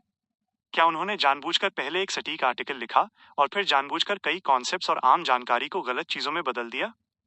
जैसे ही ये ख्याल उसके दिमाग में आए, लुमियन अंदर ही अंदर सिहर उठा। इस नजरिए से देखें तो इस इशू के एडिटर्स सही सीक्रेट डीड रिचुअल के बारे में नहीं बता रहे हैं। इसके बजाय वो उन लोगों को चेतावनी दे रहे हैं जो बिना सोचे समझे सीक्रेट डीड्स करने की कोशिश करते हैं। नहीं, ये सिर्फ बिना सोचे समझे करने की बात नहीं है। ये ज्यादा मुमकिन लगता है कि इसे जानबूझकर किसी ने बुरे इरादों के साथ गाइड किया था। सीक्रेट डीड से जुड़ी कितनी घटनाएं हो चुकी हैं। उस पल लुमियन ने फिर से साइकिक को देखा, लेकिन अब उसका ध्यान शब्दों पर नहीं था। उसे महसूस हुआ कि ये पत्रिका खून जैसे लाल रंग की चेतावनियों से भरी हुई है। रुको, किसी भी तरह के सीक्रेट डीड रिचुअल्स में शामिल होने से बचो। रहस्यों की दुनिया वाकई खतरों से भरी है। लुमियन ने अपनी आंखें बंद की और भावनाओं से भरकर एक गहरी आह भरी। वो जितना ज्यादा मिस्टिसिज्म की दुनिया में डूबता गया, उसे अपनी बहन औरोर की बेबसी और संघर्ष का उतना ही ज्यादा एहसास होता गया। उसने साइकिक को बंद किया, जो कि औसतन 2 लिक्स सस्ती थी, और अपनी नजर कैरेज की खिड़की से बाहर टिका दी। एवेन्यू डू बुलवार्ड में रू शेयर पहुंचने पर लुमियन ने अपने हंटर इंस्टिंक्ट्स दिखाते हुए हमेशा की तरह एंटी ट्रैकिंग के कदम उठाए। फिर उसने साइकिक के हेडक्वार्टर्स में दाखिल होकर रूम 103 का दरवाजा खटखटाया। उसने 3 लंबी, 2 छोटी और 1 लंबी दस्तक के खास पैटर्न का इस्तेमाल किया। पहले की तरह उसे बेसमेंट में ले जाया गया जहां उसका सामना मिस्टर के से हुआ। मिस्टर के ने अभी भी एक बड़ा काला लबादा पहना हुआ था, जिसका हुड काफी बड़ा था, जिससे उसका चेहरा सायों में छिपा हुआ था। लाल रंग की कुर्सी पर बैठे हुए उसने कुछ सेकंड्स तक लूमियन को गौर से देखा और फिर धीमी फटी हुई आवाज में बोला, इस बार यहाँ किस वजह से आए हो? मिस्टर के, मैंने वो मिशन पूरा कर लिया है जो आपने मुझे दिया था और मैं मार्केट डिस्ट्रिक्ट के सवाई मॉब का एक लीडर बन गया हूँ। अब मैं साल डे बाल ब्रीज और ऑबर्ज डू कोक डोर की देखभाल करता हूँ, लूमियन ने मुस्कुराते हुए कहा। मिस्टर के ने बस हल्का सा सिर हिलाया। बहुत बढ़िया, मुझे तुम्हारा काम करने का तरीका पसंद आया। अब तुम्हें जो अगला काम करना है वो है गार्डनर मार्टिन का भरोसा जीतना और उसकी सच्ची पहचान हासिल करना। इस बार मिस्टर के ने इनाम या मिशन जैसे शब्दों का इस्तेमाल नहीं किया। इसके बजाय उसने सीधे आदेश दिया, जैसे कि लूमियन पहले से ही उसका सबॉर्डिनेट हो। बॉस का भरोसा जीतना? लूमियन एक पल के लिए चौंक गया, फिर उसे बहुत उलझन और बेचैनी महसूस हुई। उसे साफ याद था कि जब मिस्टर के ने मिशन दिया था तो उसने सवाई मॉब ज्वाइन करने की बात नहीं कही थी। उसने कोई भी शब्द का इस्तेमाल किया था। फिर भी अब अगला काम सवाई मॉब के बॉस से सच्ची पहचान पाना था। अगर मैंने बैरन ब्रिग्नेस को न चुनकर किसी और मॉब को चुना होता तो आज मिस्टर के ने मुझे किस तरह का मिशन दिया होता? या क्या उसे पूरा यकीन था कि मैं सवॉय मॉब ही ज्वाइन करूंगा? उसे इतना भरोसा किस चीज पर है? लूमियन के दिमाग में विचार घूमने लगे। उसे हाल की घटनाएं याद आने लगीं। बैरन ब्रिग्नेस ने मुझे पॉइजन स्पर मॉब के एक लीडर से निपटने के लिए भेजा था, जब मैंने उस दरिंदे को खत्म करके वो नशीली दवाओं का कैनिस्टर हासिल कर लिया था। क्या ये बहुत बड़ा इत्तेफाक नहीं है? ऐसी ही और भी घटनाएं हुई हैं। अक्सर मुझे पास के सायों में किसी की नजर महसूस होती है, फिर भी मुझे कुछ दिखाई नहीं देता। क्या ये सब मिस्टर के ने ही अरेंज किया था? अगर मैंने सवाई मॉब को न चुना होता तो क्या मुझे कई घटनाओं के जरिए सवाई मॉब ज्वाइन करने के लिए मजबूर किया जाता? लूमियन ने जितना ज्यादा सोचा उतना ही उसे खौफ महसूस होने लगा। जब लूमियन ने दोबारा मिस्टर के की तरफ देखा तो उसे कैश काउ समझने का ख्याल उसके दिमाग से निकल गया। शायद मैडम मैजिशियन और कुछ और लोगों के अलावा ये अब तक का सबसे ताकतवर बियॉन्डर था जिससे उसका सामना हुआ था। अनजाने में ही उसने उसे दूसरे पक्ष की इच्छाओं को मानने के लिए मजबूर कर दिया था। जैसे ही ये ख्याल उसके दिमाग में आए, लूमियन ने अपना सिर झुकाया और कहा, जी मिस्टर के। उसने एक सबॉर्डिनेट जैसा बर्ताव अपना लिया। इसी बीच वो रेड बूट्स फ्रांका के बारे में सोचे बिना नहीं रह सका। इस सीक्रेट ऑर्गेनाइजेशन की member curly head baboons research society की सदस्य जिसके पास बैकग्राउंड और ताकत दोनों थे, फिर भी वो एक मॉब बॉस की मिस्ट्रेस बनना चाहती थी। जाहिर है उसका भी कोई छुपा हुआ मकसद था। क्या उसका मकसद भी गार्डनर मार्टिन के करीब आना है? क्या वो किसी बड़ी चीज या किसी अहम राज में शामिल है? लूमियन ने एक अंदाजा लगाने की कोशिश की। मिस्टर के ने संतुष्टि के साथ सिर हिलाया। मुझे खुशी है कि तुम्हें अपनी जगह पता है। फिक्र मत करो, मैं इनाम देने में कंजूसी नहीं करूंगा। क्या तुमने हाल ही में किसी कैथीड्रल में प्रार्थना नहीं की? उसने बात बदल दी। मैं एक वांटेड मुजरिम हूँ। लूमियन को मैडम मैजिशियन की चेतावनी याद आई और उसने गुस्से में जवाब दिया, वैसे भी वो भगवान हमें बिल्कुल नहीं बचाएंगे। मिस्टर के हंसा। ऐसा नहीं है कि वो बचाएंगे नहीं, बल्कि वो बचा नहीं सकते। उनकी ताकत सभी मानने वालों को घेर नहीं सकती और मुसीबत के समय सबकी मदद नहीं कर सकती। इसके कई कारण हैं, लेकिन संक्षेप में कहें तो सिर्फ एक ही है। कमजोरी एक पैदाइशी पाप है। क्या तुम उस ईश्वर के बारे में जानने के लिए उत्सुक हो जिसे मैं मानता हूँ? वो इस दुनिया की सच्चाई का रूप हैं। वो सर्वोच्च हैं। उनकी दिव्य कृपा समुद्र की तरह बहती है। उन्होंने ही सब कुछ बनाया है और वही सब कुछ मिटा देंगे। वो साक्षात शक्ति हैं, जैसे कि हम हैं। लूमियन की खामोशी देखकर मिस्टर के ने ज्यादा जोर नहीं दिया। तुम्हें अभी जवाब देने की जरूरत नहीं है। इस दौरान ध्यान से सोचो। इस बात पर गौर करो कि इस बढ़ते हुए खतरनाक और बिगड़े हुए संसार में हमें कौन बचा सकता है और सुरक्षा दे सकता है। एक बार जब तुम उन पर अपना विश्वास पक्का कर लोगे तो तुम वाकई हमारे बीच के एक बन जाओगे। तुम्हारी ताकत को काफी बढ़ने में ज्यादा वक्त नहीं लगेगा। मैं इस पर गहराई से सोचूंगा, लूमियन ने धीमी आवाज में जवाब दिया। मिस्टर के ने फिर पूछा, क्या कुछ और भी है? अपनी मानसिकता को संभालते हुए लूमियन ने इस इरादे से पूछा कि वो कुछ भी पूछने से चूके नहीं। मिशन पूरा करने के दौरान अगर मुझे खतरा महसूस हो तो क्या मैं आपकी उंगली का इस्तेमाल कर सकता हूँ? मुझे इसका इस्तेमाल कैसे करना चाहिए? मिस्टर के ने सिर हिलाया और जवाब दिया, बस इसे बाहर निकाल लेना। दूसरे शब्दों में, इसका इस्तेमाल किया जा सकता था। अगर मैं इसका इस्तेमाल करता हूं तो भविष्य में सुजाना मत्तीसे के खतरे से कैसे निपटूंगा? लूमियन ने आगे जांच की। मिस्टर के कुछ सेकंड्स के लिए खामोश हो गया। उस उंगली का इस्तेमाल करने के बाद वापस मेरे पास यहां आना। मैं तुम्हें एक और उंगली दे दूंगा। वाकई, आपकी उंगलियां तो खर्च होने वाली चीजें हैं। लूमियन ने एक पल के लिए सोचा और कहा, मैंने हैमर 8 की beyond the characteristic Gardner Martin को 18,000 वर्ल्ड डीओर में बेच दी है। मैं एक सील्ड आर्टिफैक्ट खरीदना चाहता हूं जो मेरी मिस्टिकल ताकतों को बढ़ा सके या खुद को बेहतर तरीके से छिपाने में मेरी मदद करे। क्या आपके पास यहाँ ऐसी कोई चीजें हैं, मिस्टर के? मिस्टर के ने तुरंत कोई जवाब नहीं दिया, जैसे कि वो किसी सही चीज के बारे में सोच रहा हो। थोड़ी देर बाद उसने लूमियन से कहा, शनिवार की रात को यहाँ आना और अपना चुनाव करना। लूमियन का चेहरा चमक उठा।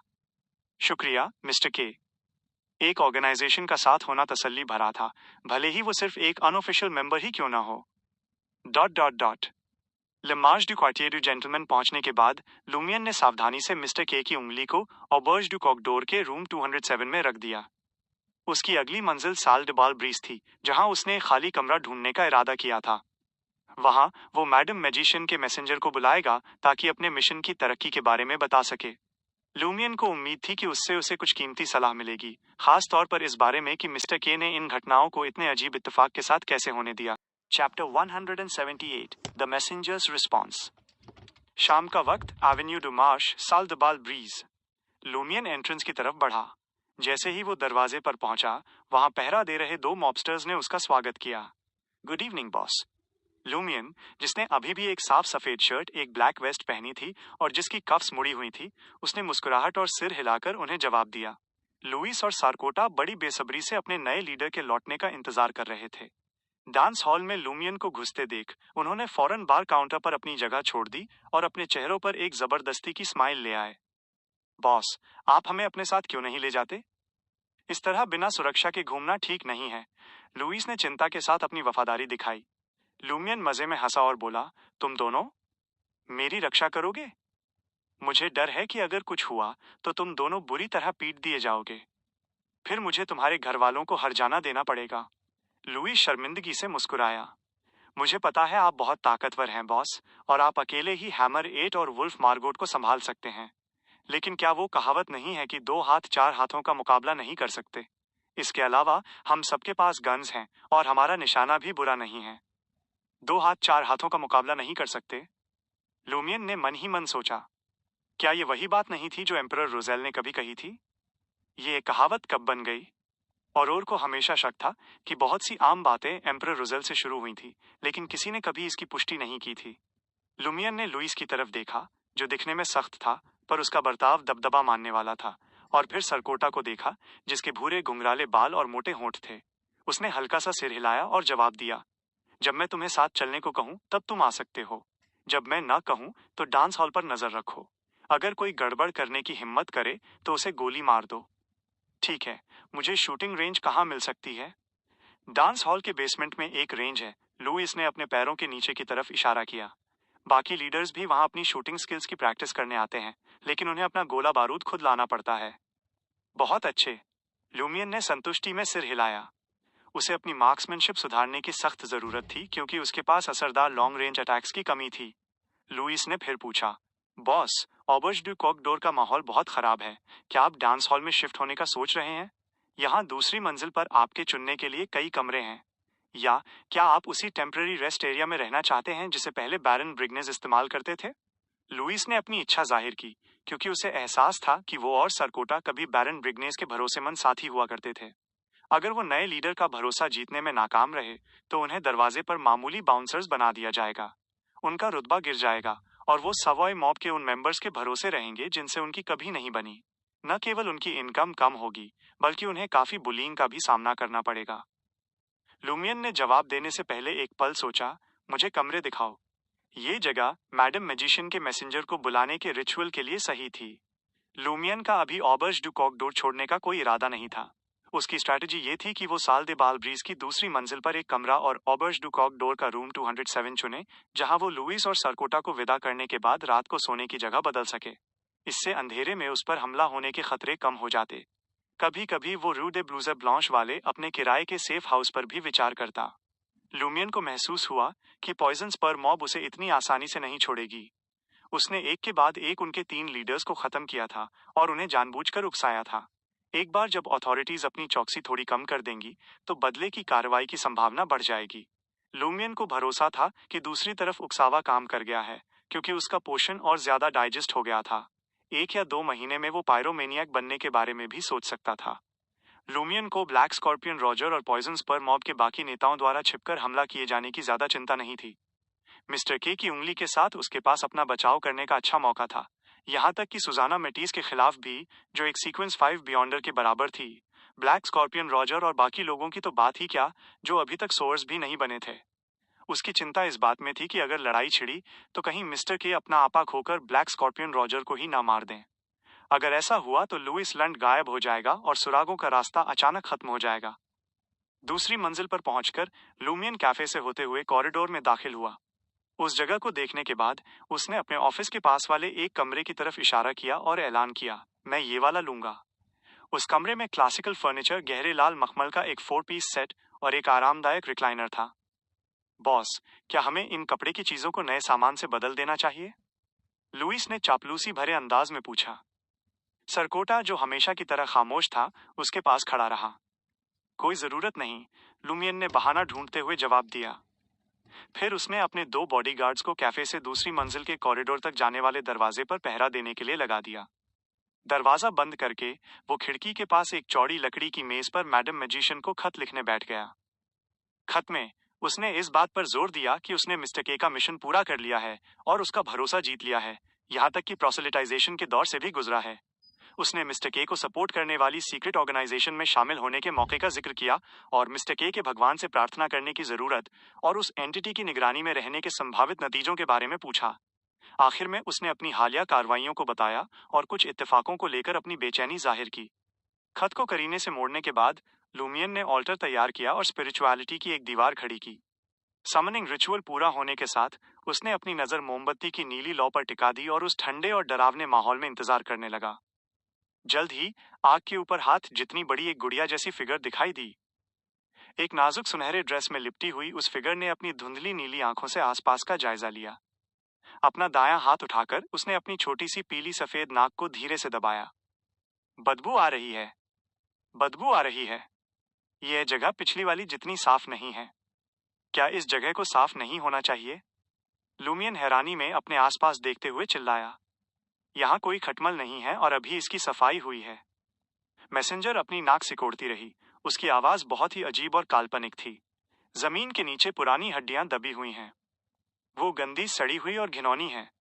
इन शब्दों के साथ उस सुनहरी गुड़िया ने खत छीना और पलक झपकते ही गायब हो गई। जाहिर है उसका एक पल भी और रुकने का इरादा नहीं था। जमीन के नीचे पुरानी हड्डियां। लूमियन ने उलझन में मैसेंजर के शब्दों को दोहराया। उसे याद आया कि साल डिबाल ब्रीज एक कैथीड्रल के कब्रिस्तान के ऊपर बनाई गई थी और लाशों और राख को कैटाकॉम्स में शिफ्ट कर दिया गया था। सवोय मॉब द्वारा इमारत खरीदने के बाद भी वहां एक अजीब सा माहौल बना रहता था। इस डर से कि कहीं जमीन के नीचे गहरी हड्डियां न छूट गई हों, उन्होंने सफेद खोपड़ियों से बनी एक गोल स्टैचू बनवाई थी और उसे एंट्रेंस पर एक नक्काशीदार लेख के साथ रखवाया था। मैसेंजर के रिएक्शन से इशारा मिला कि वाकई जमीन के नीचे पुराने अवशेष दबे हुए थे। जब कैथीड्रल ने अवशेषों को कैटाकॉम्स में शिफ्ट किया था तो उन्होंने जानबूझकर कुछ पीछे नहीं छोड़ा होगा, जब तक कि वो उसे ढूंढने में नाकाम न रहे हों या उन्हें पता न चला हो। क्या ऐसा हो सकता है कि असली कब्रिस्तान के नीचे कोई छुपी हुई कब्र हो जो 4th ईपॉक की हो? क्या इसीलिए मैसेंजर ने इतनी कड़ी प्रतिक्रिया दी? खैर, अभी के लिए जमीन के नीचे की उन हड्डियों की बात छोड़ते हैं। इन सालों में साल डिबाल ब्रीज में कुछ भी बुरा नहीं हुआ है। इसकी बहुत कम गुंजाइश है कि मेरे यहाँ कदम रखते ही कुछ गड़बड़ हो जाए, है ना? लूमियन ने रिचुअल खत्म करते हुए और ऑल्टर को समेटते हुए सोचा। वो गद्देदार रिक्लाइनर पर बैठ गया और धीरे धीरे आगे पीछे डोलते हुए मैडम मैजिशियन के जवाब का इंतजार करने लगा। वक्त बीता और आसमान पूरी तरह काला हो गया। लूमियन सोच रहा था कि क्या उसे लुइस और बाकी लोगों से अपना खाना कमरे में मंगवाना चाहिए या कैफे या बार काउंटर पर जाकर खाना चाहिए। अचानक ऊपर से कागजों का एक ढेर गिरा जो उसकी गोद में आकर गिरा। इस बार गुड़िया मैसेंजर दिखाई भी नहीं दी, जिससे साल डिबाल ब्रीज के माहौल के प्रति उसकी गहरी नफरत साफ दिख रही थी। अगली बार मैं इसे ऑबर्ज डू कॉकडोर या उस सेफ हाउस में बुलाऊंगा। लूमियन ने खत खोला और उसे ध्यान से पढ़ा। बहुत बढ़िया काम। लगता है तुमने मिस्टर के की तारीफ और शुरुआती मंजूरी हासिल कर ली है। अब से बस उसके इंस्ट्रक्शंस मानो। जब जरूरत होगी मैं तुम्हें असली मकसद के बारे में पहले ही बता दूंगी।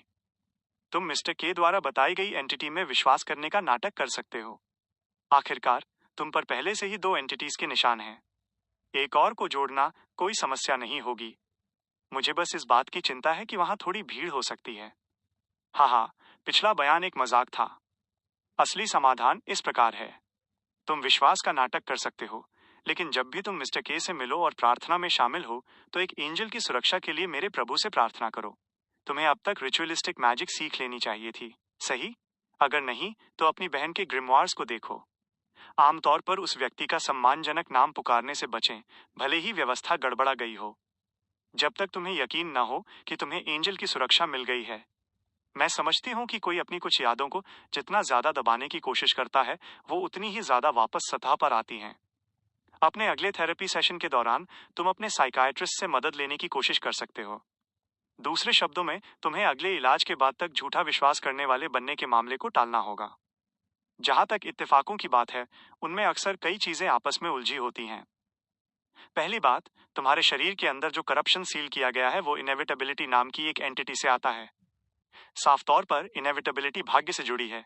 ये तुम्हारी किस्मत को धीरे धीरे बिगाड़ देगी, जिससे तुम कुछ खास लोगों और घटनाओं से टकराओगे जिनसे तुम्हारा मिलना तय है। दूसरी बात, इस बात की बहुत संभावना है कि मिस्टर के ने सायों में किसी को तैनात करने का इंतजाम किया हो, जो तुम्हारी निगरानी करे और मॉब लीडर्स को मनोवैज्ञानिक इशारे दे। इससे मुझे शक होता है कि वो स्पेक्टेटर पाथ से सीक्वेंस 6 हिप्नोटिस्ट या सीक्वेंस 5 ड्रीम वॉकर है। हालांकि तुम्हारे पिछले विवरण के आधार पर उसके पास नोटरी की ताकतें भी हैं। इसलिए इसकी मजबूत संभावना है कि वो एक शेपर्ड है। शेपर्ड्स सीक्रेट सप्लाइन पाथ के सीक्वेंस 5 बियॉन्डर्स होते हैं, और वो उसी एंटिटी की सेवा करते हैं जिसमें मिस्टर के विश्वास करता है। शेपर्ड्स दूसरे बियॉन्डर्स की आत्माओं और खूबियों को खा सकते हैं, जिससे वो उनकी शक्तियों का इस्तेमाल कर पाते हैं। ये हर शेपर्ड को अविश्वसनीय रूप से भयानक बना देता है, जो मिड सीक्वेंस बियॉन्डर्स के शिखर पर खड़े होते हैं।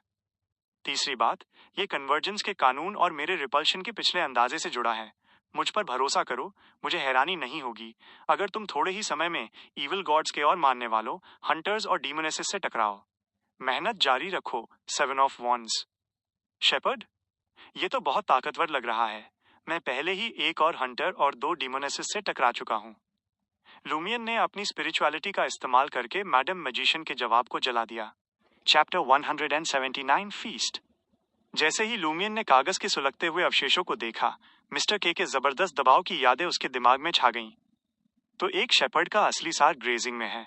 वो दूसरे बियॉन्डर्स या बियॉन्डर प्राणियों की आत्माओं और उनकी खूबियों को खाकर उनकी शक्तियों का इस्तेमाल करते हैं। यही वजह है कि एक अनुभवी शेपर्ड वाकई बेमिसाल होता है। वो close combat, long range attacks और कई तरह की मिस्टिकल टेक्निक्स में माहिर होते हैं। देखा जाए तो एक कॉन्ट्रैक्टी एक तरह से शेपर्ड का ही छोटा रूप है। हर कॉन्ट्रैक्ट एक ही ताकत तक सीमित होता है। जब किसी का सीक्वेंस कम होता है तो कॉन्ट्रैक्ट्स की संख्या बहुत कम होती है। ज्यादा से ज्यादा ये 5 तक पहुंच सकती है, पर अक्सर ये 3 से ज्यादा नहीं होती। अगर कोई अपनी शक्तियों को समझदारी से नहीं चुनता, तो उसे बंदूक लिए एक आम आदमी को हराने में भी संघर्ष करना पड़ सकता है।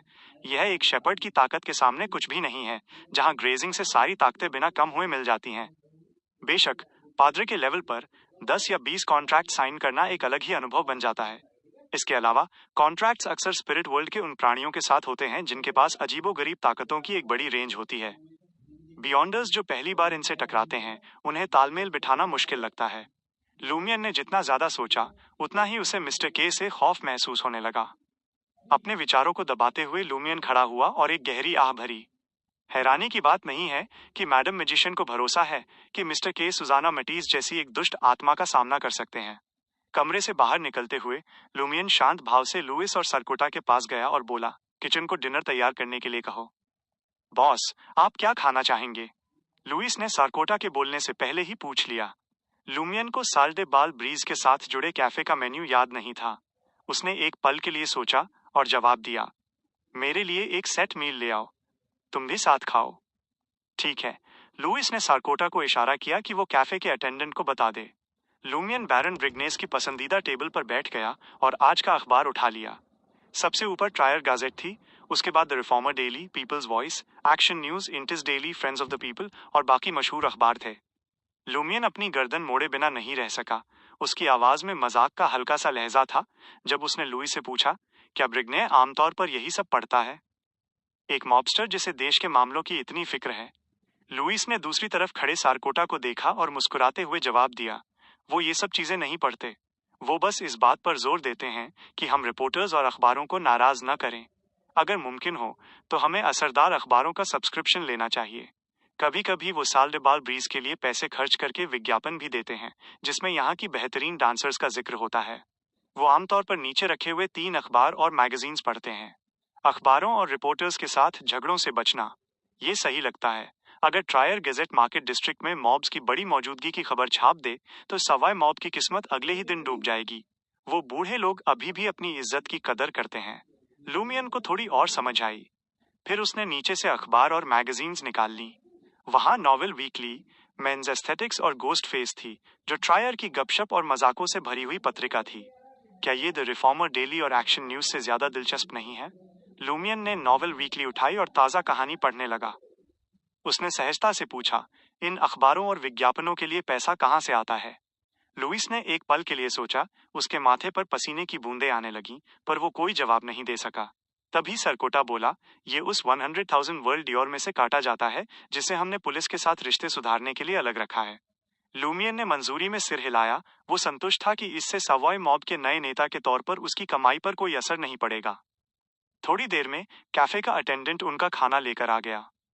Onion minced pigeon, smoked rock crab, hot bamboo chicken pie, stewed mutton brain, stewed veal slices, grilled oysters with vanilla, 2 सलाद, scarlet cheese, grilled almond sauce, 1 गिलास लाल, सफेद और नीली लिक्योर और कैबरने सॉविग्नॉन की एक बॉटल।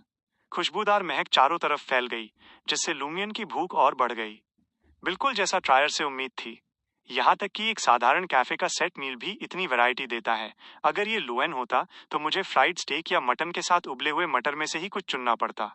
लुमियन, जो खुद को एक सच्चा इंटिशियन मानता था, उसने अखबारों और मजाकों से मिली जानकारी के आधार पर लोइन के खाने का मजाक उड़ाया। उसने तिरंगे रंग की लिक्योर का गिलास उठाया, एक घूंट लिया और फिर मेज के दोनों तरफ की कुर्सियों की ओर इशारा करते हुए कहा, साथ में खाते हैं। लुइस ने हल्का झुककर मुस्कुराते हुए जवाब दिया, बॉस, आपके खत्म करने के बाद हम बारी बारी से खा लेंगे। लूमियन ने ज्यादा जोर नहीं दिया और ट्रायर आने के बाद अपनी पहली दावत का आनंद लिया, और ये घर की तरफ से मुफ्त थी। ये मानना पड़ेगा कि साल्टबाल ब्रीज के शेफ वाकई हुनरमंद थे। लूमियन मजे से खाते हुए बार बार सिर हिला रहा था। सभी पकवानों में से उसे मटन ब्रेन सबसे शानदार लगा।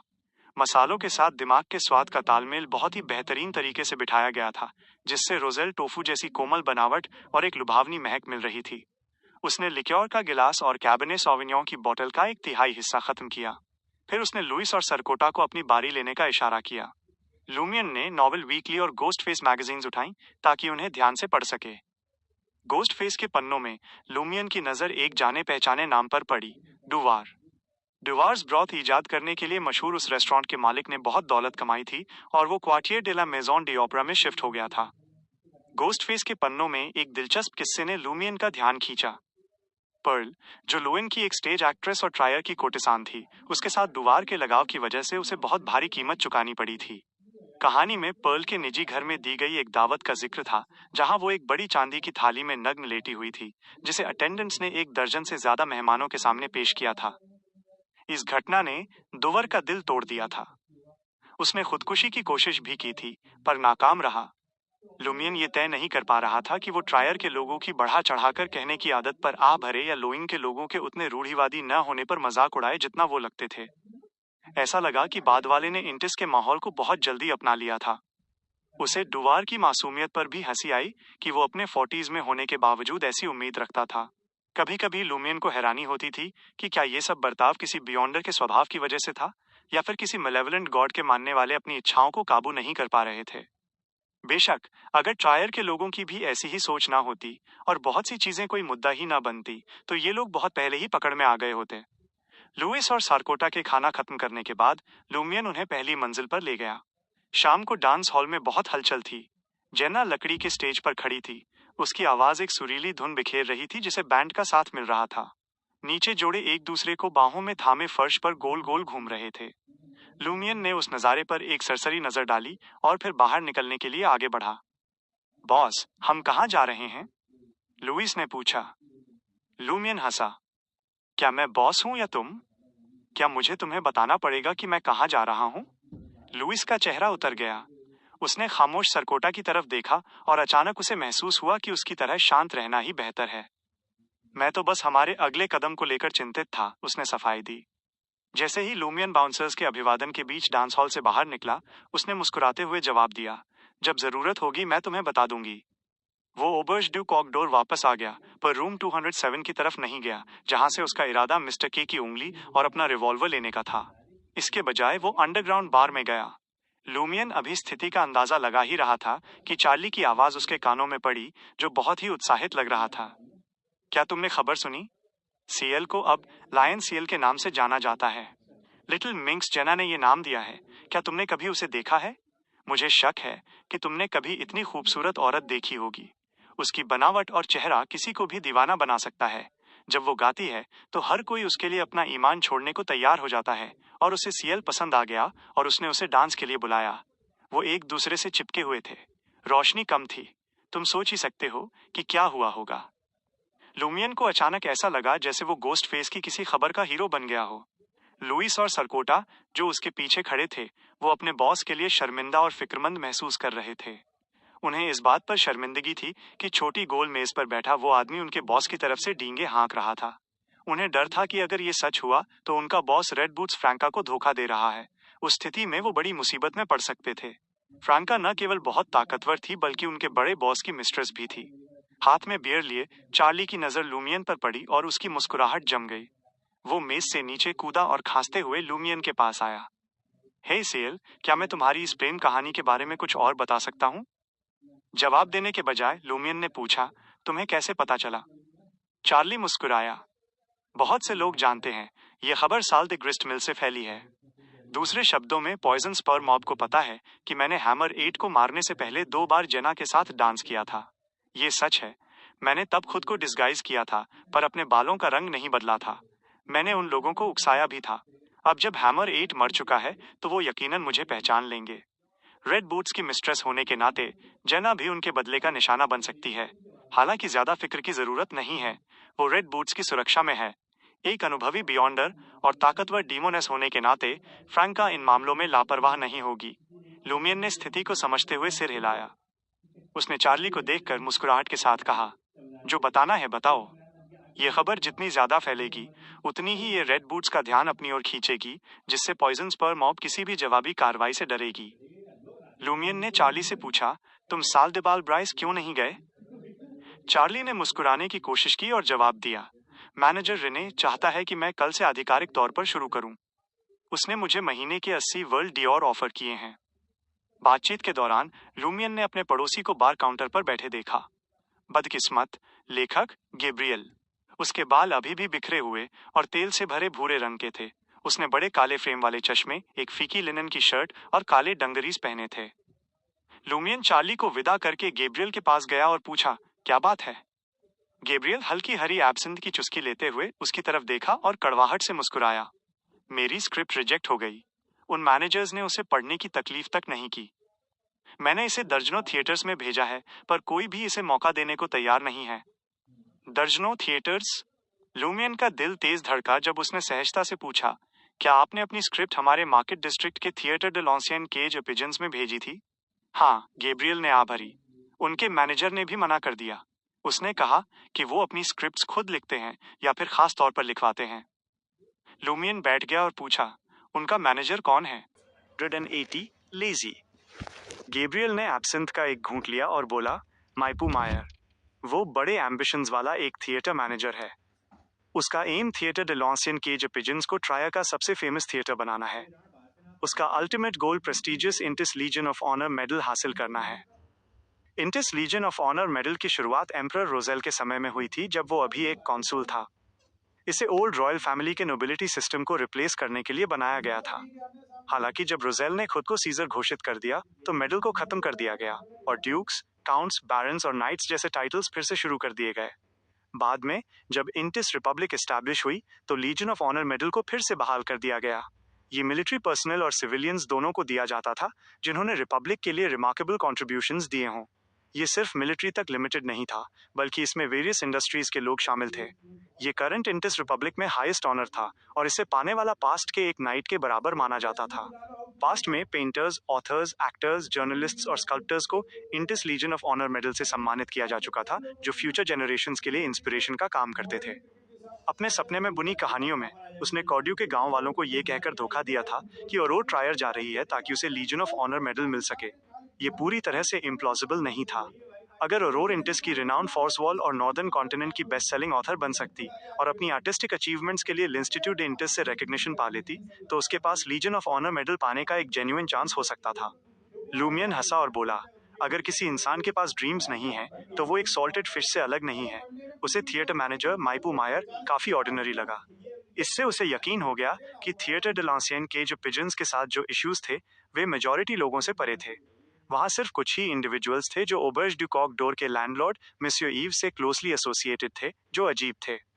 गैब्रियल से कुछ देर बात करने के बाद लूमियन ने लुइस और सार्कोटा को सेकंड फ्लोर तक गाइड किया और उन्हें रूम 207 के बाहर वेट करने को कहा। उसने अपने पीछे दरवाजा बंद किया, अपनी लेफ्ट आर्मपिट के नीचे से होल्स्टर निकाला और बुलेट बैग को कहीं छुपा दिया। फिर उसने एक डार्क जैकेट पहन ली। बिना किसी डिले के लूमियन ने तकिए के नीचे से मिस्टर के की उंगली निकाली और उसे अपनी राइट पॉकेट में डाल लिया। रही बात फॉलन मर्क्यूरी, हेडजी की डैगर, अवेकनिंग गैस और अनआइडेंटिफाइड लिक्विड की, तो वो उन्हें हमेशा अपने साथ रखता था। हालांकि बेयोनेट का कोई इमीडिएट पर्पस नहीं था, इसलिए उसने उसे लकड़ी की मेज के ड्रॉर में छोड़ दिया। ये सब करने के बाद लूमियन नीचे झुका और बेड के नीचे से एक ब्राउन सूटकेस निकाला। उसने सावधानी से औरोर की ग्रिमवार्स उसके अंदर रखी। अपनी बदली हुई आइडेंटिटी और पॉइजन स्पर मॉब की तरफ से बढ़ती दुश्मनी को देखते हुए उसे लगा कि इन ग्रिमवार्स को किसी सेफर और ज्यादा सिक्लूडेड लोकेशन पर सुरक्षित रखना जरूरी है, जो कि रू डे ब्लूजे ब्लॉन्शेस पर रेंटेड सेफ हाउस था। लूमियन के लिए इन चीजों में औरोर द्वारा छोड़े गए कीमती क्लूज और नॉलेज थे। उनकी एक इरिप्लेसेबल सेंटिमेंटल वैल्यू भी थी जिसे प्रोटेक्शन की जरूरत थी।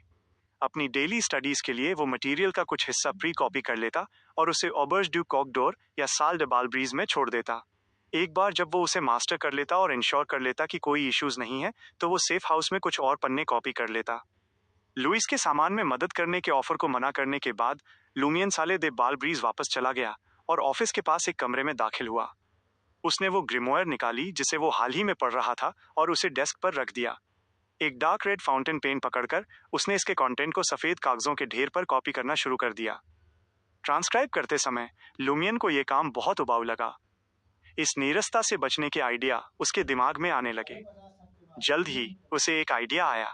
क्यों ना स्पिरिट वर्ल्ड से उस खरगोश जैसे क्रिएचर को बुलाया जाए जिसने पहले उसके लिए रिपोर्ट लिखी थी और उससे अपनी नोटबुक कॉपी करवाई जाए। हालांकि वो क्रिएचर कम दिमाग वाला और बुद्धिहीन था, लेकिन वह आज्ञाकारी साबित हुआ था। उसके पास कॉपी करने की कमाल की स्पीड थी और वो ओरिजिनल हैंडराइटिंग की नकल कर सकता था। उस केस में मुझे बस स्पिरिचुअलिटी प्रोवाइड करनी होगी, जबकि मैं अखबार और मैगजीन पढ़ने का आनंद लूंगा और अपना होमवर्क पूरा होने का इंतजार करूंगा। नहीं, होमवर्क नहीं, बल्कि नोट्स कॉपी करना।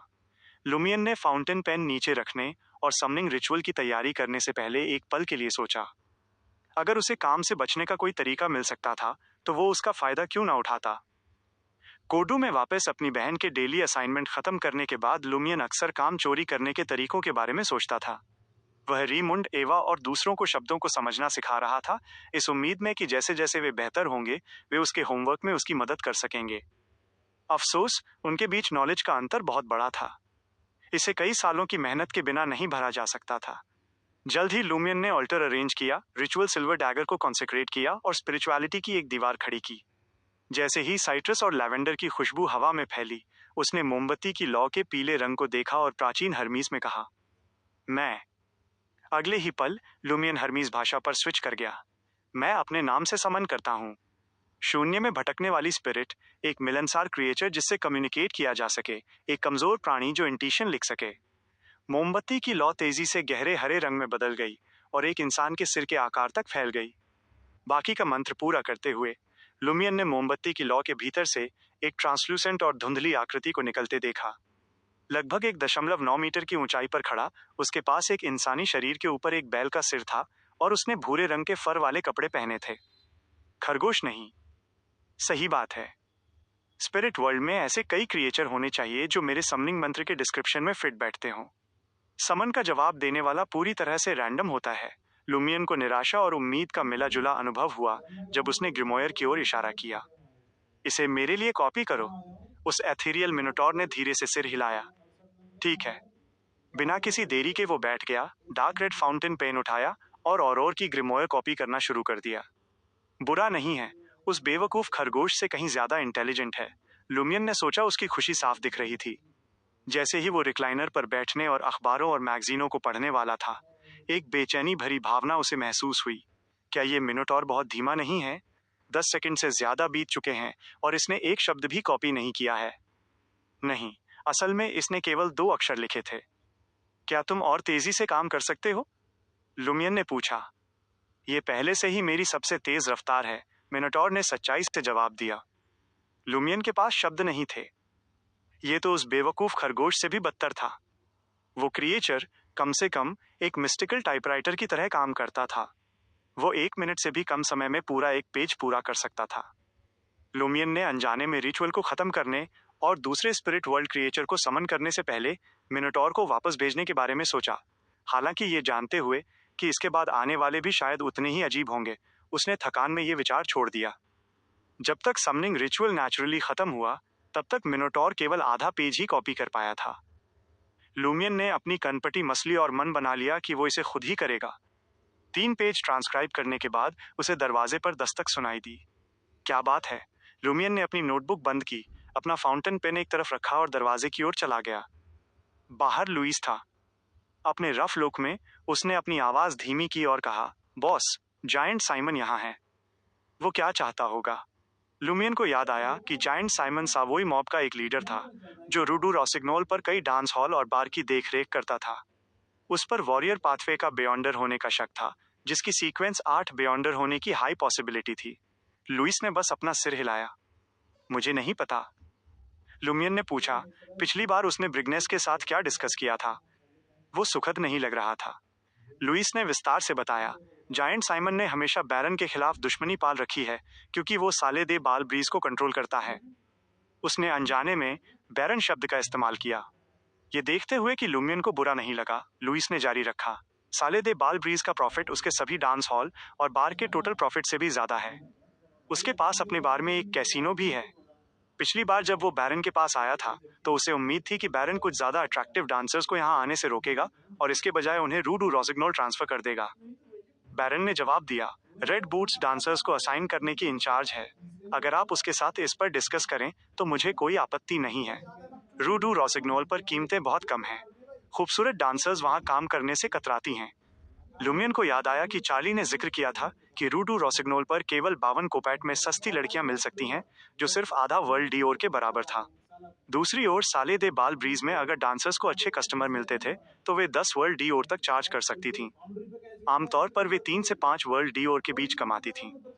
ये मार्केट डिस्ट्रिक्ट में रिलेटिवली कम इनकम के बावजूद था। अगर ये रेड प्रिंसेस डिस्ट्रिक्ट में रू देला मोरेल होती, तो एक एवरेज से बेहतर दिखने वाली महिला की कीमत दर्जनों वर्ल्ड डीओर होती। क्या जायंट साइमन साले दे बाल ब्रीज पर मेरे कंट्रोल से जलता है? लुमियन ने धीरे से सिर हिलाया। उसकी भौहें उलझन में सिकुड़ गईं और उसने पूछा, एक बात है जो मुझे काफी उलझन भरी लगती है, साले दे बाल ब्रीज का प्रॉफिट इतना ज्यादा क्यों है? लुइस मुस्कुराया, हमारी ज्यादातर शराब रैट क्रिस्टो से आती है। यह टैक्स फ्री और अविश्वसनीय रूप से सस्ती है। इसके अलावा हमें कोई किराया नहीं देना पड़ता है। रैट क्रिस्टो जो स्मगलिंग बिजनेस का इंचार्ज है। लुमियन इसके पीछे का जनरल रीजन समझ गया। वो कमरे से बाहर निकला, कॉरिडोर के साथ टहला और कैफे में दाखिल हुआ। जायंट साइमन, जो अभी भी एक फिटिंग वाले ब्लैक फॉर्मल सूट में था, के हल्के पीले बाल उसके स्कैल्प पर कसकर चिपके हुए थे। उसने अपनी चौड़ी गोल टोपी मेज पर रखी और खिड़की के पास खड़ा होकर सिगरेट पीने लगा। उसके पीछे चल रहे मॉबस्टर्स इधर उधर फैल गए और दूर से सरकोटा और साले दे बाल ब्रीज के दूसरों के साथ एक इंटेंस स्टैंड ऑफ में उलझ गए। लुमियन को करीब आते देख साइमन ने अपने हाथ की सिगरेट कुचल दी और एक बनावटी मुस्कान चेहरे पर ले आया। खैर खैर सीएल, तुमने पहले ही बॉस की अप्रूवल पा ली है और साले दे बाल ब्रीज चलाने का मौका पा लिया है। तुमने हम भाइयों को ड्रिंक क्यों नहीं पिलाई? जैसे ही साइमन बोला, वो लुमियन की ओर बढ़ा। 1.9 मीटर से ज्यादा की ऊंचाई पर लुमियन, जो पहले से ही 1.8 मीटर पर खड़ा था, काफी छोटा लग रहा था। लुमियन ने साइमन की उभरी हुई नाक और चेचक के दाग वाले चेहरे की ओर देखा और मुस्कान का जवाब दिया, मुझे एक तरह का सोशल फोबिया है, इसलिए मैं खुद को आप लोगों को इनवाइट करने के लिए तैयार नहीं कर पाया। हे, तुम काफी लंबे हो, बिल्कुल वैसा ही जैसा कोई जायंट से उम्मीद करेगा। तुम हैमर एड से भी लंबे हो। उसके शब्दों ने अपने अपने टेरिटरी को मेंटेन करने का मैसेज दिया। अगर तुम मुझे प्रोवोक नहीं करोगे, तो मैं तुम्हें प्रोवोक नहीं करूंगा। वरना मैं तुम्हें जान से मारने के काबिल हूँ, बिल्कुल सीक्वेंस 8 वॉरियर हैमर एट की तरह। जायंट साइमन पहले सेंटेंस का मतलब नहीं समझ पाया, लेकिन उसने बाद वाले में प्रोवोकेशन को पहचान लिया। नतीजतन उसका चेहरा काला पड़ गया और साथ ही लायन सीएल के प्रति उसका तिरस्कार भी गायब हो गया। ये महज कोई ताकतवर आदमी नहीं था। मुस्कान और मीठी बातों से वो ज्यादा दूर तक नहीं जा पाता। साइमन ने उस मेज की ओर इशारा किया जहां बैरन ब्रिगनेस अक्सर बैठता था।